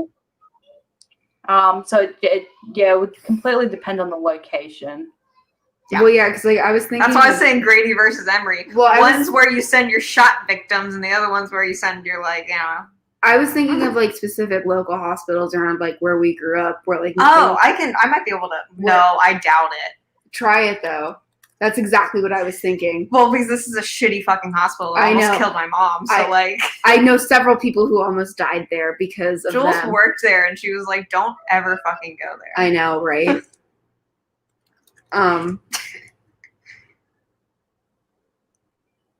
No, this city. Just Googling the city death rate. Complications at blank blank hospital in blank Georgia. Higher death rates might be a sign. Are there higher death rates at that hospital? That's fucking. It's not funny, but that's fucking funny. I mean, again, though, it depends on where the death rates are coming from. Are they coming is that those death rates from surgery or whatever, or are they ER death rates? Because they're ER death rates, there's a lot of various factors. No, it looks like a fine. Maybe it's gotten better since the dark times. Well, because when the dark times were happening, that hospital had just opened and it had taken over that county hospital, which the county hospital was bad, and then the county hospital was supposed to be transformed into a mental institution, and then they never did that. It got turned into a nursing home, I believe. Yeah, they didn't do that because there was so much backlash because it's right by the country club. So they were like, we don't want a mental institution right by the country club because our white people got to play golf. You're like, we can't have that. For the oldies now. Yeah. Which I mean, it's perfect. It's right by a golf course. They're too old. So the whole premise of Todd even having to work. I can't see how many, but their they have a 1-star rating. Their mortality rate is the same as the national average. Their safety is below national average. Patient experience below national average. And then everything else is like at average.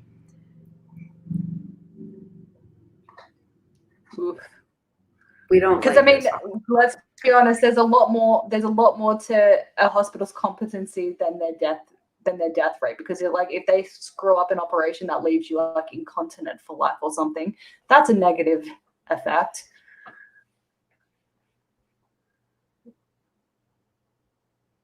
Anything else interesting in that? I'm looking still. This is like costs for procedures at the hospital. That's where I'm at right now. I don't know how I got here, but I'm here and I'm just keep on scrolling. What are we doing? Well, I can't stop now. The stream's just gone off the rails, dude. Like corpses, hospital stats, like welcome to book club with Bay. Yeah, it has like percent of patients given aspirin or like given for any certain thing.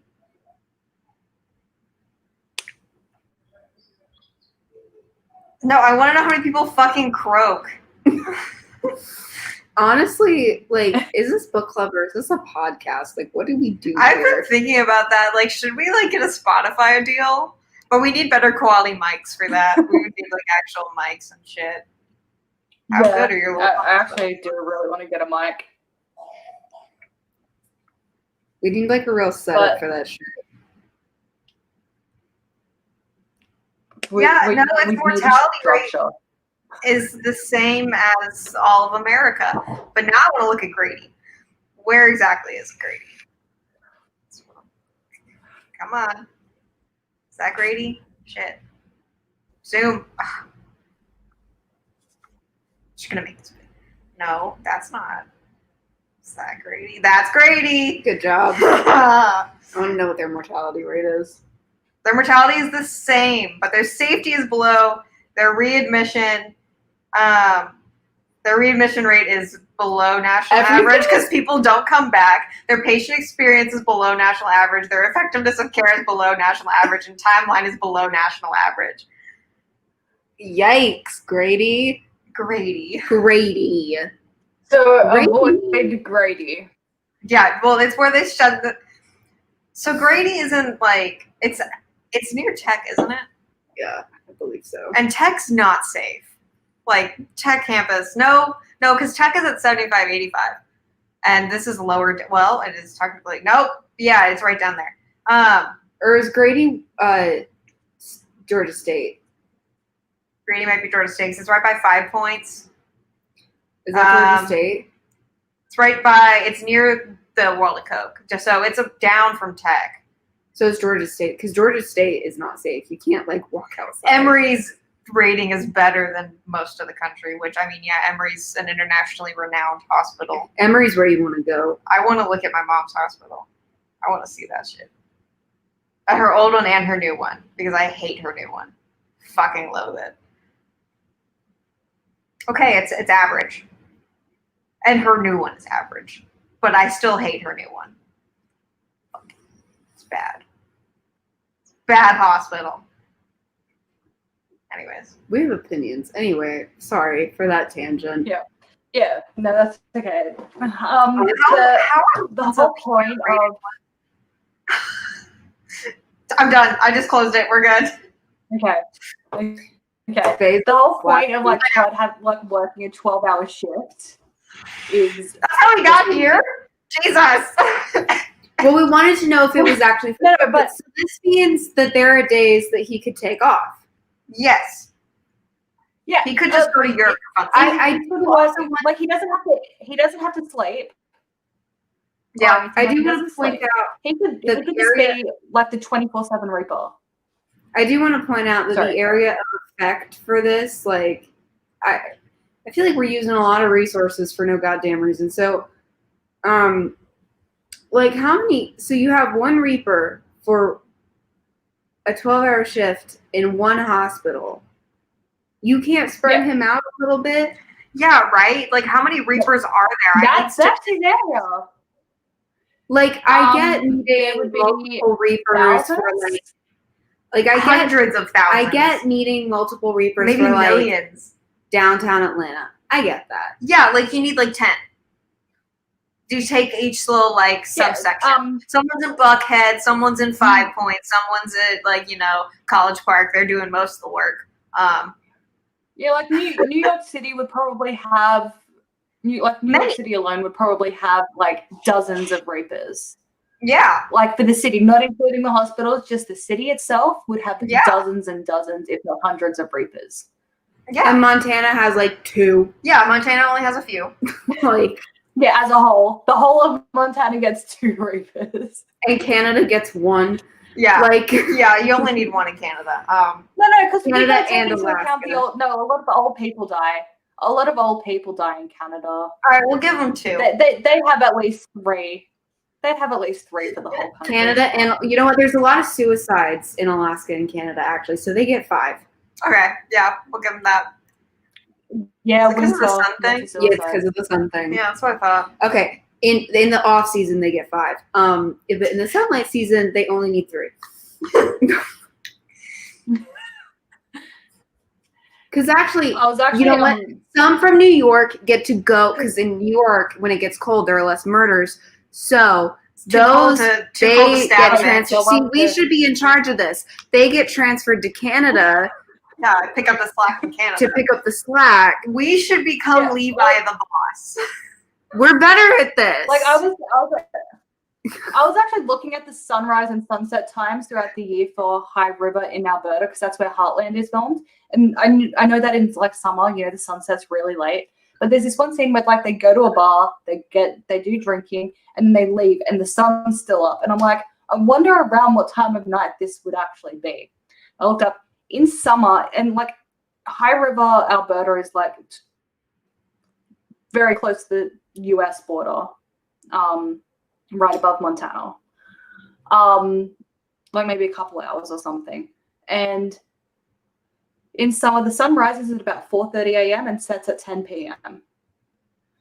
And then in winter, it rises at about, I think, 7:30 a.m. and sets at about 4:30 p.m. Dude, fuck. That's yeah, like similar. I mean, in that winter is- we set that at is 5:30. And that is like still pretty. I mean, it's not the southernmost part of Canada because like that's over in Toronto, like on the eastern part. But that is still relatively south in Short day. Short day. Canada, and it's like See, imagine living like 3 hours north of that. How short your days well, would be. I get the opposite. Like most people who have like seasonal depression issues get sad in winter. Oh, I fucking love winter. I'm the opposite. I have summer problems. I get sad when it's light for too long. Here in our winter. Yeah.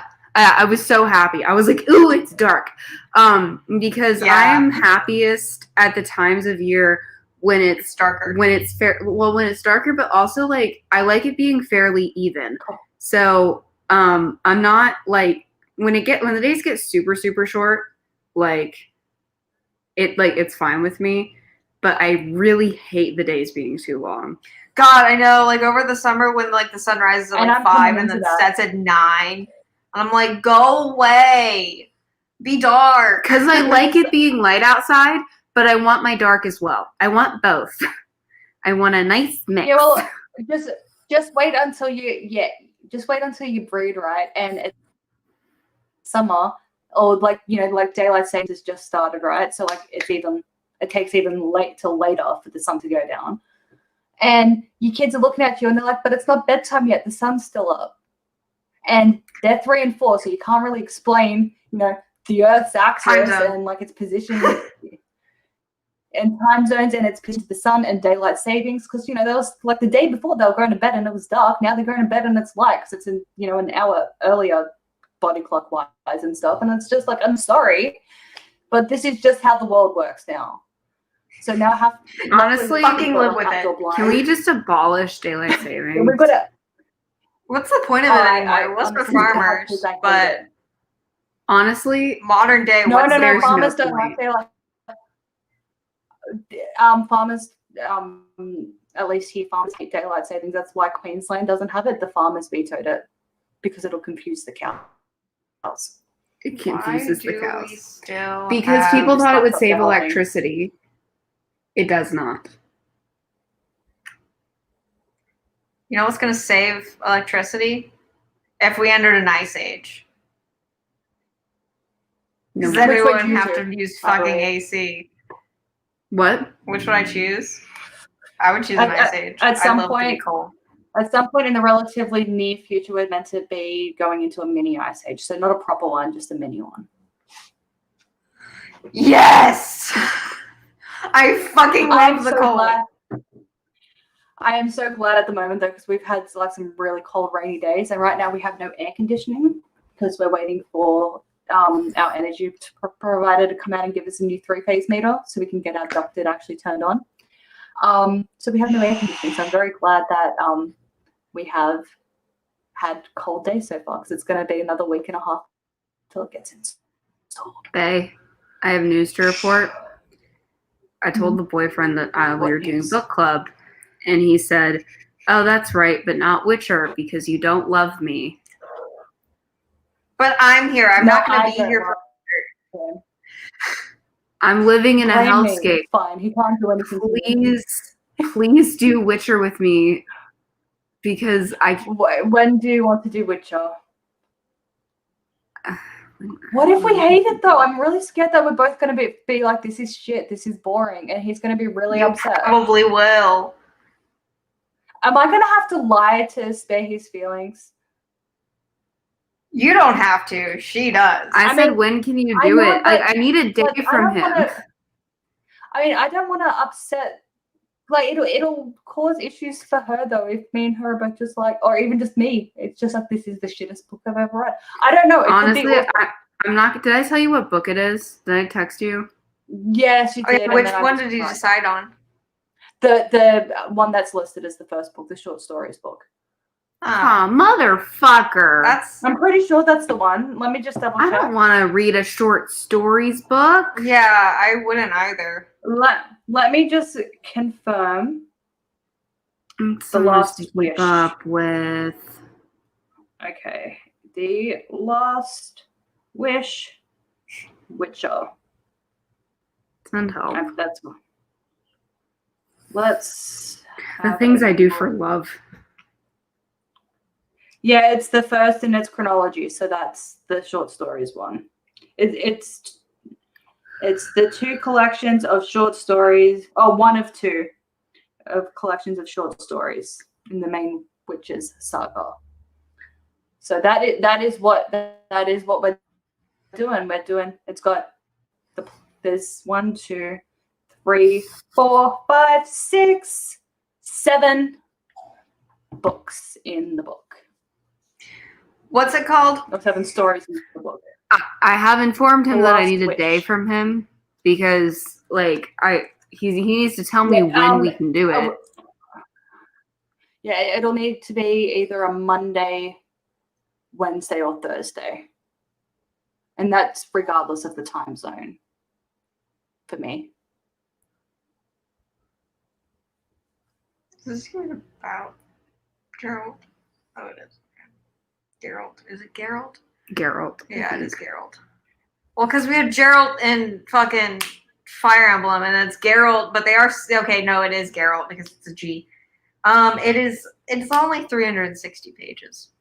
That's not too bad. Okay, this book. Moving on. So we meet Todd. What is Todd? Okay, so because we're trying to get some lore drop from Todd. We're trying to ask Todd about the exchange rate. About can you? So because they're like so sorry. 3 girls were meant to be. Yeah, because they're like I don't think these 3 girls were meant to die. 3 young, pretty girls. Yeah. Sorry, we're all talking. And so they're like, "Can you take a look at the master list and see if they were on it?" And he was like, "I will in exchange for your name." And she's like, "Well, my first name is Kaylee, but I'll have to tell you my last name after you get me the results of the list." Yes. Yeah. You know how he mentions his boss, Levi? Yeah. Just wait till you meet him. Wait till you meet Levi. Is he fun? He's Levi. Okay. I'm not is he like Klaus or is he like Kelowna? Who is he? I just be prepared. She's not gonna fucking tell us if he's to be like unexpected Klaus when you meet Levi. Is he rapey? Like he's not like Kelowna. He's not okay, but is he like Klaus? Rapey. Is he like Klaus? With Rachel Vincent, you never know. Okay, a lot of people are rapey in her books. No, he's definitely not rapey. He's definitely not rapey. Don't look into him. I just literally get to him. Every single plot point in Shifters was rapey. Like I will find out. Give me a second. I will find out what book he is in. Okay. Okay. Well, next we go home and they're gonna go confront her family about the fact that she's a banshee, and so Uncle's like, "Well, fuck, dude. We're gonna wait till your dad gets here. Your dad's getting here tomorrow, but like, whatever, fine." And then Nash is like, "Don't try to save people because people from the netherworld can like get you." And we're just like, "Okay, moving on." But also, that's kind of a moot point because apparently they can't. They can only see her when she's screaming. Levi's in the next book. Okay, cool. I just wanted to see how long we had to wait. Then she tells Uncle. Also, just a little bit of local law. Because it becomes a thing later. Todd can appear or disappear at will. He can only make certain people hear him if he chooses to. And see him. But if he's interacting with the real world, he is corporeal. Yeah, he has to be physical. Yes, it is. It is. Yeah, it's important at the end of the book. All right. For boinking. And for boinking, yes, that would be important to put a dick inside a person. Well, that means that if he's making out with her, she's not just like making out with a ghost. the ex can see it. Dun dun. I feel dun. bad for Nash because he's Stefan. I feel real bad for Nash. Anyways, I do feel bad for him. That's a little shitty. The uncle is really upset to hear that like Nash introduced her to a Reaper and like all this shit. Like Uncle's very unhappy, but he's like, I mean, I get it. He's gonna be even more unhappy when she finds when out she starts fucking a Reaper, man. When he finds out she boinks him. You know what though? It does bring a new sadness to the line that Nash says when he's like, "I shouldn't have brought you to meet a Reaper." No, I shouldn't have introduced you to Todd. No, you shouldn't have, Nash. No, Mr. Steal Your Girl is here. Yeah, you really shouldn't have done. You really shouldn't have introduced her to Mr. Steal Your Girl. But then, like, Todd sneaks into Nash's room and calls, like, steals her phone number and then, like, calls her and is like, yeah, no, those names, like, weren't on the list. And then he's some creepy shit happens. And then he's like, hey, now that I know your last name, Kaylee Kavanaugh, which didn't age well. Can I have your address? Can I have your address? Yeah, fucking creepazoid. And she's like, fucking no. And then he's like, anyway, so I'll tell you anyway. Well, because she's like, I'll tell Nash you're sneaking into his house. And then he's like, fine, don't tell Nash. But he knows, like, I'm curious as to what he was going to ask. Oh, wait, no, it was her address, wasn't it? Never mind. But I think it's kind of hard to tell if Todd knows that Nash knows that he sneaks in. He doesn't. Okay. Yeah, because he doesn't. When Nash finds out, because Nash finds out like right now. Because Nash is like, Todd, get the fuck out of my house. Get out. Leave. And so anyway. It makes more sense that Nash would know that, considering they're brothers.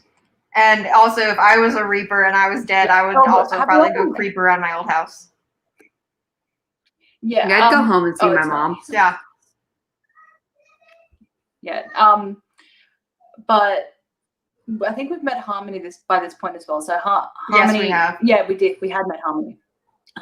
One thing we didn't say about Banshees as well is they age really, really slowly. Yeah, so they can be 150 and still look like 25. So one thing is that like Aunt Val is really jealous of like Uncle Brendan. Because he's not aging and he looks younger than her. And then when we meet, he's like 130. And then when we meet Nash's mom, she's like, "Whoa, she's like so fucking young." Yeah. Yeah, she looks about 30. Yeah. And obviously at this point, sorry. I'm not sure at what point the aging process slows down.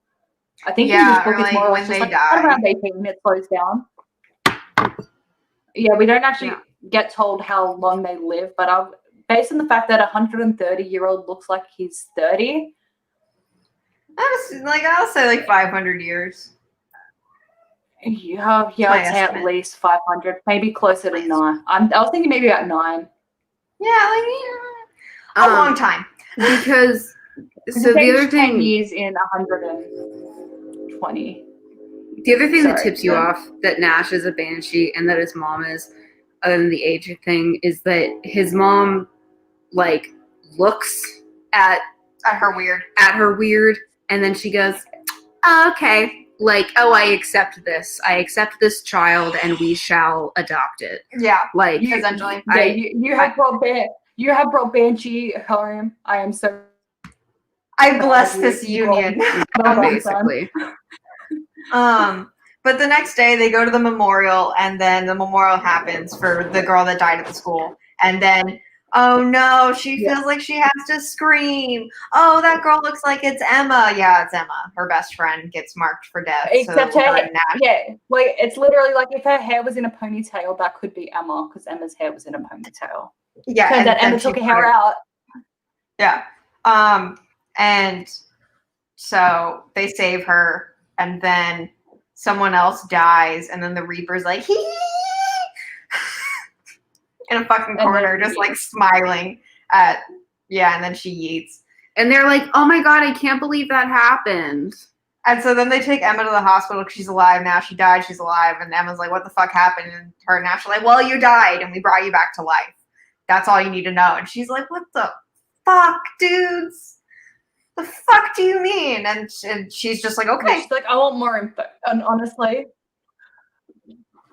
honestly, how she treats giving Emma information throughout the series is a big part of where she resembles Zoe. Oh, good. I'm ready. I'm excited. Like when Zoe's like, I can't tell you for your own good, even though everyone else like clearly like more information is helpful for everyone. Yeah. It gets to that. And the audience has been told 8 times. That was something I noticed this book. Yeah, I will say though as well, Emma is not a doormat, so it's fine. I like Emma. I like Emma thus far as well. So then they're like, oh, so someone's poaching souls. Cool. Todd's like, all right, thank you for this information. I will talk to my boss. My boss is going to find out what Reaper. I'm looking for a girl. Cool. I'll find her. Like, don't worry about it. And then Daddy's home. Hi, Aiden, which is funny because Aiden and, Aiden. Aiden.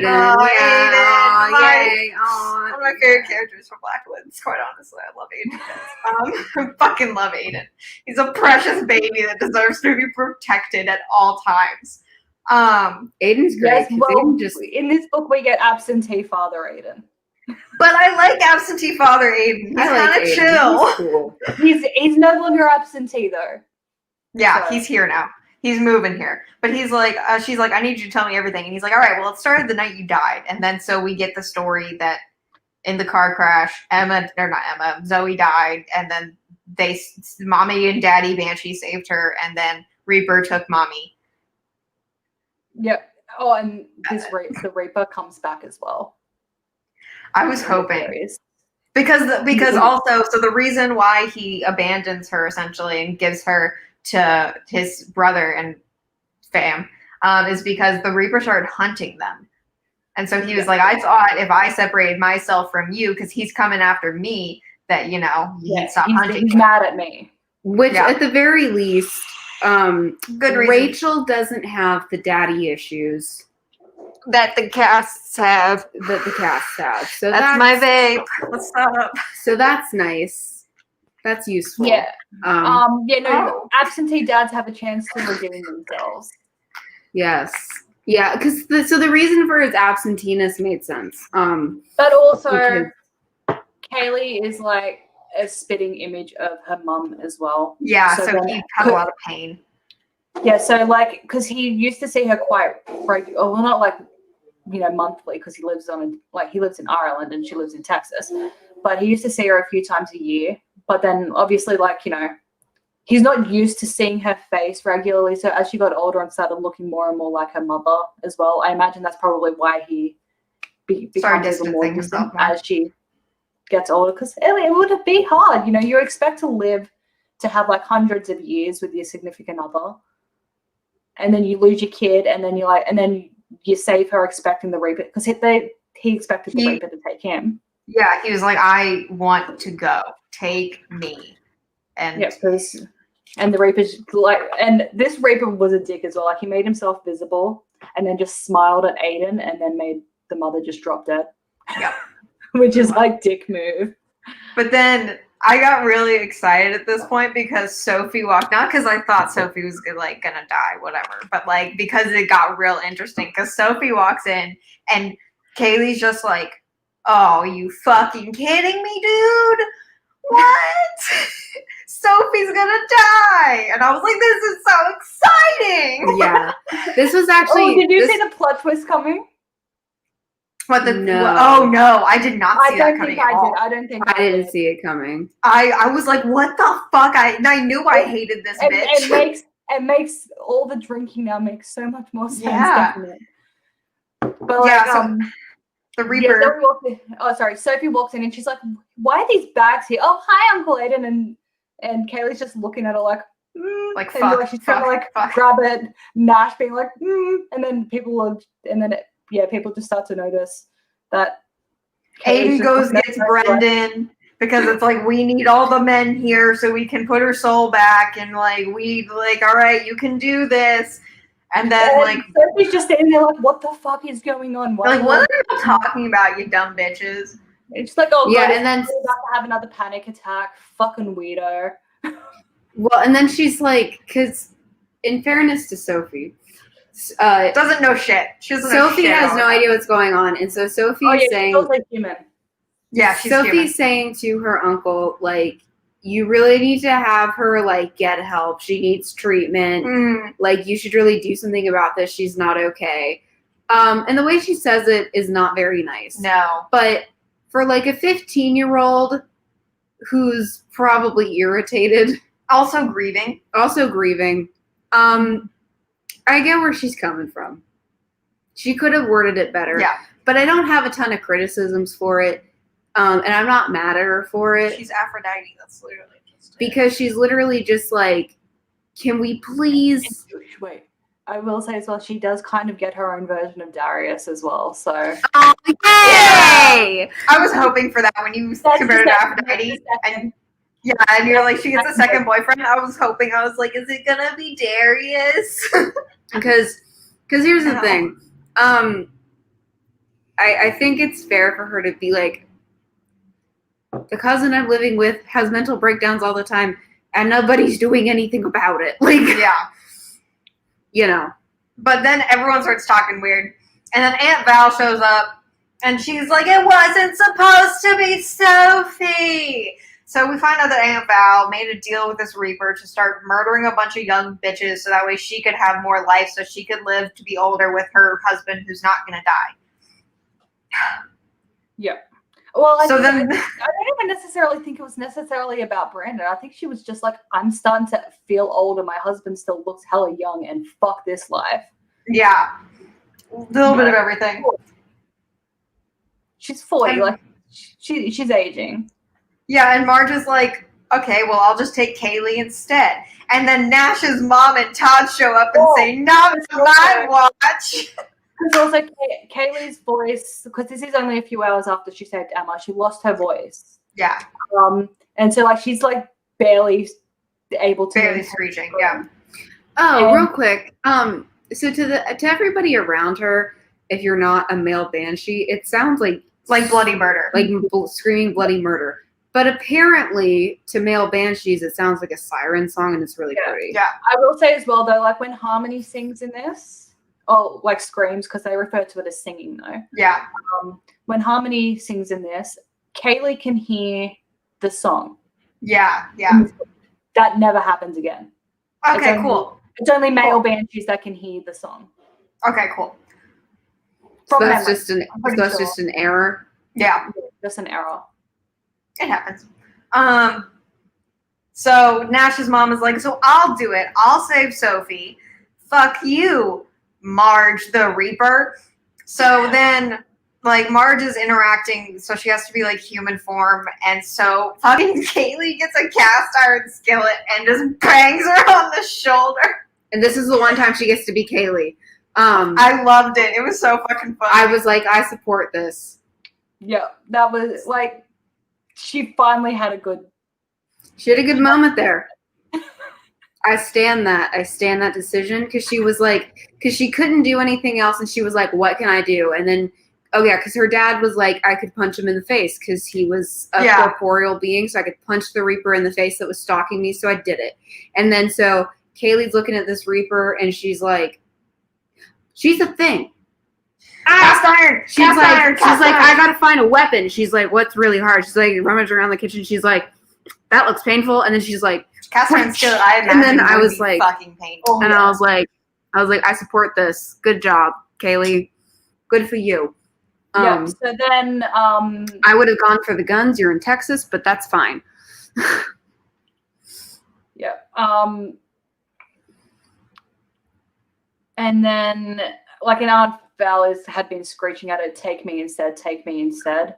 Mm-hmm. And so then Marge takes Val. They get, because also she's got a bunch of souls in her at the moment, so she's super strong. So it takes Brendan, Aiden, Nash, and Todd trying to stop. Yeah, so this is how, so like Marge is like, y'all aren't strong enough to do this. And Todd, she's like, you only have like 2 male banshees, and Todd's like, they have 3, and I was Four. who's the fucking Nash. Brandon, Aiden. I forgot about Nash. So it's like, what about 4? And that's when I wrote down Todd as a Reaper and a Banshee. I love it, Todd. I love Todd 2K20. But then the momentary cast iron distraction got them to get Sophie back in a body, and Marge is like, well, fuck this noise, takes Val and yeets. Yeah. And then I wrote down Todd is Nash's brother. All caps, a lot of exclamation points. The second that happened, I was like, Stefan and Damon. Done. Yeah, and then I literally wrote down, oh no, I'm sensing a love triangle. So then we end the book with Nash and her making out, and that's really it. That's really the end. So also, like, okay, I just want, like, just so everyone knows as well, like, the way Banshee is spelt in this. Yeah. How was it? Banshee. Can you please type that out? It's BEANSIDHES, 2 words. What? Yeah. So like bean, like the word bean, but pronounced differently. And then SIDHES. It's Gaelic. Yeah, it's Irish. Gaelic. I hate that. Well, I think you get that's why when we get to Reaper, that narrator says beyond she. It's bean, the word bean, and then SIDHE. Bean Sidihi. Bean City. Bean City. But you say like Banshee. I don't like Yeah. I don't like it either, but you know what? They're Irish. That's one of the things that's really hard about Gaelic is that I mean, once you know the rules of Gaelic, it is far less confusing. it is, but that's the thing is those Latin letters don't make the same fucking noises and it hurts my head. Yeah, it's really fun reading Outlander when they have Gaelic like written in there, and I'm just like, what are these words? Well, what that's are the these thing is like Gaelic I and have Gaelic Gaelic. also don't make the same noises because like Scottish Gaelic and Yeah, Irish Scott Gaelic Gaelic, are two different yeah. things. Yeah. I have Scots on my arm. So, but yeah, like that's weird. That's why that's a fun fact. That's why Cian is Sean. In case you were in case you're ever wondering why is Siobhan. Yeah, in case you're ever wondering why Cian is Sean, because you probably have. That's why. Yeah. They have a lot more letter combinations. Like, you know how we have SH makes a sh. Their letter combinations are just different. Yeah. Yeah, and it's just like they have the same letters, they just make different noises. Yep. Which is hard for my brain. It's much easier for my brain to be like a different alphabet makes different noises, but when it's the same alphabet making different noises, my head hurts. I mean, I think it's also probably just because it's a bit more of a foreign, different one as well. Like, because for example, like I don't get too confused when I see a Spanish word with a J. I know that's a yeah, but it's because Spanish, like a Spanish J is common enough in our, like how we've grown and stuff like that as well. But yeah, not many people even. It's actually even lessening in Ireland and Scotland the amount of people that speak their versions of Gaelic. So yeah, it's just not a very common letter combination sound happening. Yeah, it's funny. Katrina Balfe, she's Irish, but she speaks Scots like ancient, like she speaks it. Really? Fluently, yeah. Interesting. She had to coach Sam Hugan how to say everything because he's the one speaking in Gaelic all the time. That's really funny. So she had to coach him. Yeah. And even Diana Gabaldon had like some typos in her earlier books of Gaelic, you know, because his nickname for her is Money and Done. But like she was saying like Mondian, and she was saying that it meant my night-haired lass, but it actually just meant my lass. Or like, yeah, my last. So then she had to like change it to, yeah, it's a thing. So even Diana didn't know everything about it until much later. But yeah, Katrina is fluent. Yeah. Question, because I don't think I've never actually. I've only read the third novella that we'll be doing, which is Never to Sleep, because that didn't come out in audiobook form for years. That was initially only in ebook form. Okay. And by that point, I had Banshee just drummed into my head because that was like well into the series. Even knowing it says Banshee, do you still read it as anything other than Banshee? Do you read it as Bean Cities? No, I read it as Banshee. I just ignore it. I just ignore the weird spelling and I just think Banshee. Like, I mean, I get that, you know, like, I highly doubt that, you know, Americanized Banshees would still be like Irishing it up in the spelling. Yeah. Is the next one called My Soul to Save? Yeah, so you've got the volumes, yeah. So it's just in order. And then the novellas that we're not doing let me just double check. Because there's one called If I Die. And it's so close to If I Should Die. I Wake. Yeah, so wait, is there another one really called In My Way? If I should, if I die before I wake. Before I wake. And then wait, let me just, where is my thingy? There it is. So let's just open all of these. Open with books. Okay, so yeah, the volume 1 has My Soul to Lose, My Soul to Take, and My Soul to Save. Volume 2 is My Soul to Keep, My Soul to Steal, and Reaper. And then volume 3 is If I Die, Never to Sleep, Before I Wake. And then volume 4 is With All My Soul. And then 3 other short stories or novellas or whatever. Those last 3, there's no audiobooks for. It's up to us if, like, when we get there, if we want to keep going or if we just want to forget about them. But everything up to and including With All My Soul we're doing. Okay. Because they're all important. Okay. Fuck yeah. I'm intrigued. Do you know when her and Nash break up? I think. Okay, so like how long do we wait before Damon is our chosen one? I think it's in either the end of My Soul to Keep or during My Soul to Steal. I think, or it could be. Wait, there's issues with Nash before they break up for a bit, and I think those issues start coming up in My Soul to Keep, I believe. I'm pretty sure it's in My Soul to Keep that the issues start, and sometime between then and at the latest halfway through If I Die is when they break up. Todd. Don't. No, because you're going to get some spoilers that you shouldn't be getting yet. Okay, I won't. Just don't do it. Don't do it. I just want to know when they start boinking. They don't boink until, I think, because they don't boink until at least before I wake. No, I mean like not by boink. I don't mean actually like. So stuff starts happening, at least pre-stuff starts happening in, I believe, My Soul to Keep. Okay. All right. And if it's not My Soul to Keep, it's definitely My Soul to Steal. So the next book, no. We still enjoy Nash for a little bit. Yeah. So it's either. How many books is the series? A lot. Okay, like so 7 plus a few novellas. Take, Save, Keep, Steal, Die, Wake, Soul. So 7. 7 books plus 3 novellas. Okay. Which 3 novellas are we? So we've done My Soul to Lose, Reaper, and then Reaper and Never to Sleep. Never to Sleep. Honestly, okay. I'm kind of excited about this journey. I know, right? Yeah. Me too. So Never to Sleep is also from a different character's POV. Ooh, like whomst? Would you like to know?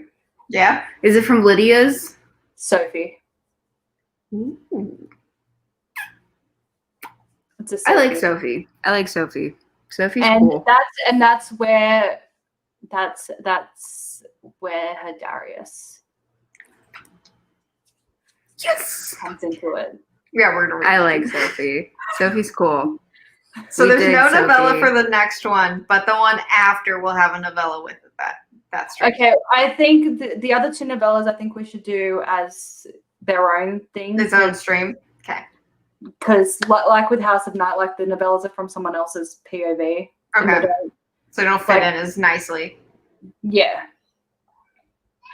Yeah, whereas My Soul to Lose is kind of just like a short prequel. Yeah.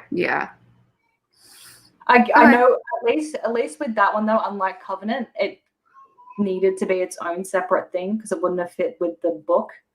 Yeah, I don't think it But would like have. Covenant, the novella could have just started off the first book. Yeah, it didn't make sense. But yeah, no, yeah, just make sure you read My Soul to Lose because yeah, we get Lydia does come back in the series, and we go back to Lakeside a few times. So it's important. Okay.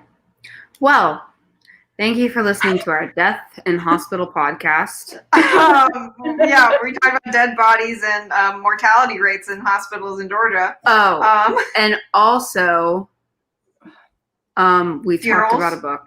Yeah, I guess we talked about a book. That was spoken about.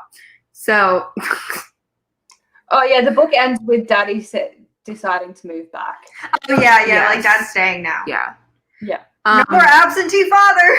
So at some And point, Sophie doesn't remember what happened. She just knows that Kaylee had Right. something to do with Mummy dying.